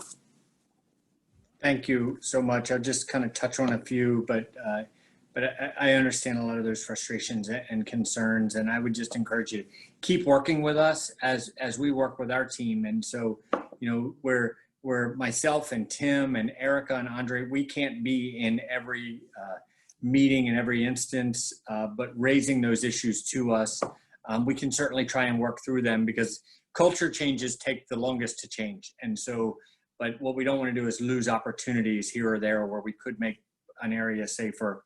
I think really on the traffic side, you mentioned crosswalks. A lot of times those decisions are kind of grounded back into advice we had gotten from an attorney somewhere on the liability side. So, I would encourage you to not be shy about challenging us on some of those decisions, and see if we can kind of work through some of those things, and our team might find a way, if we can find a way to do those things. And I think what that comes down to is they got to take a crosswalk or a signal, for instance. If we put one of them in, but don't do the study to show the need or the engineering piece, and then something happens, we've been scarred over the years where, lawyers will come after us and kind of sue us. And the first thing they do is, where's the study that said that this should be here? And so I think there's just a generation of transportation folks that are kind of burned by that we have to kind of work through and really weave, in my mind, where I feel like we need to weave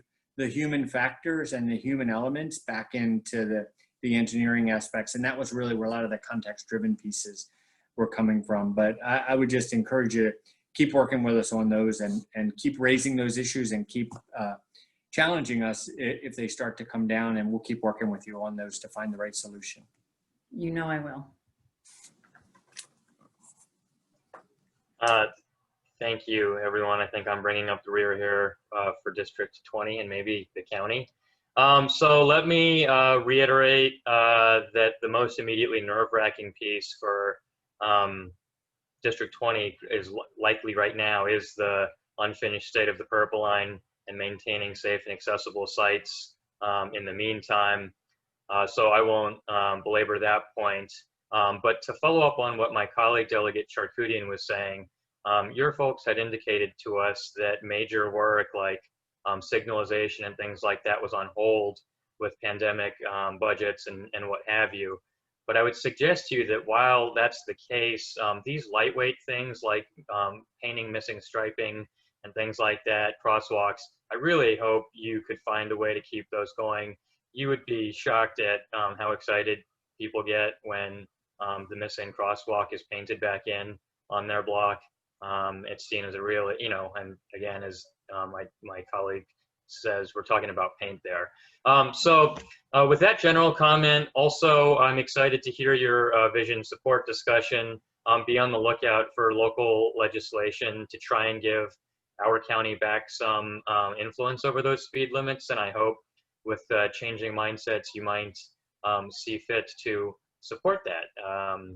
As past administrations have had different support for that. And the meat of my comments is for the entirety of the team. Again, Senator Smith, Delegate Wilkins, Delegate Charkoudian, myself. We want to just renew our skepticism and opposition to aspects of this Beltway widening proposal. Again, I don't need to belabor the points made earlier this evening, but we would think that with the current traffic conditions and potential change in what those models might bear out, that it seems we can potentially improve traffic without these kinds of environmental impacts and right-of-way takings. We also continue to be concerned about perceptions of a rushed EIS process that appears to drive us towards the result of doing a highway widening instead of fully looking at the range of options over a length of time. And of course, the utilities concern that's emerged recently. And of course, with the Purple Line issues with the public-private partnership, this whole concept of where the risk might lie for overruns and things and possibility to get held up by private contractors is something we are keen to avoid. And with that, I will shut up. So thank you for hearing us out. Thank you so much, Delegate Moon. I'll just say that I'm committed to working with you on all of those issues. And on the speed limit front, there's a lot of really interesting things that are happening on the safe speed approach versus the 85th percentile approach. And I think there's some interesting things to explore there, especially, when you look at business districts very differently than you would look at a suburban roadway. My 25-year plight in this department has always been about everything's not a one-size-fits-all approach. And so I think there's some opportunities to kind of work together on some of those things. And so I would continue to collaborate on those as well. Great. Thank you, District 20. Mr. Secretary, on behalf of Chair Zucker, myself, and the entire delegation, thanks so much for to you and your team for joining us tonight. And I will say, although this is an important annual public meeting, what's great about the way you run the department is that it's really a 365-day-a-year conversation and dialogue, which we really appreciate. It's always been your personal style, but it's great to see it become the department style. So we really appreciate that. Just for my colleagues, a reminder, we're back on November 12th for the Joint Priorities Hearing, aka Open Mic Night. And this meeting is available on our delegation YouTube page as a recording if anybody needs to go back and see anything they want to share with their constituents. So thank you all again on behalf of Chair Zucker and myself. Have a great evening. Thank you so much.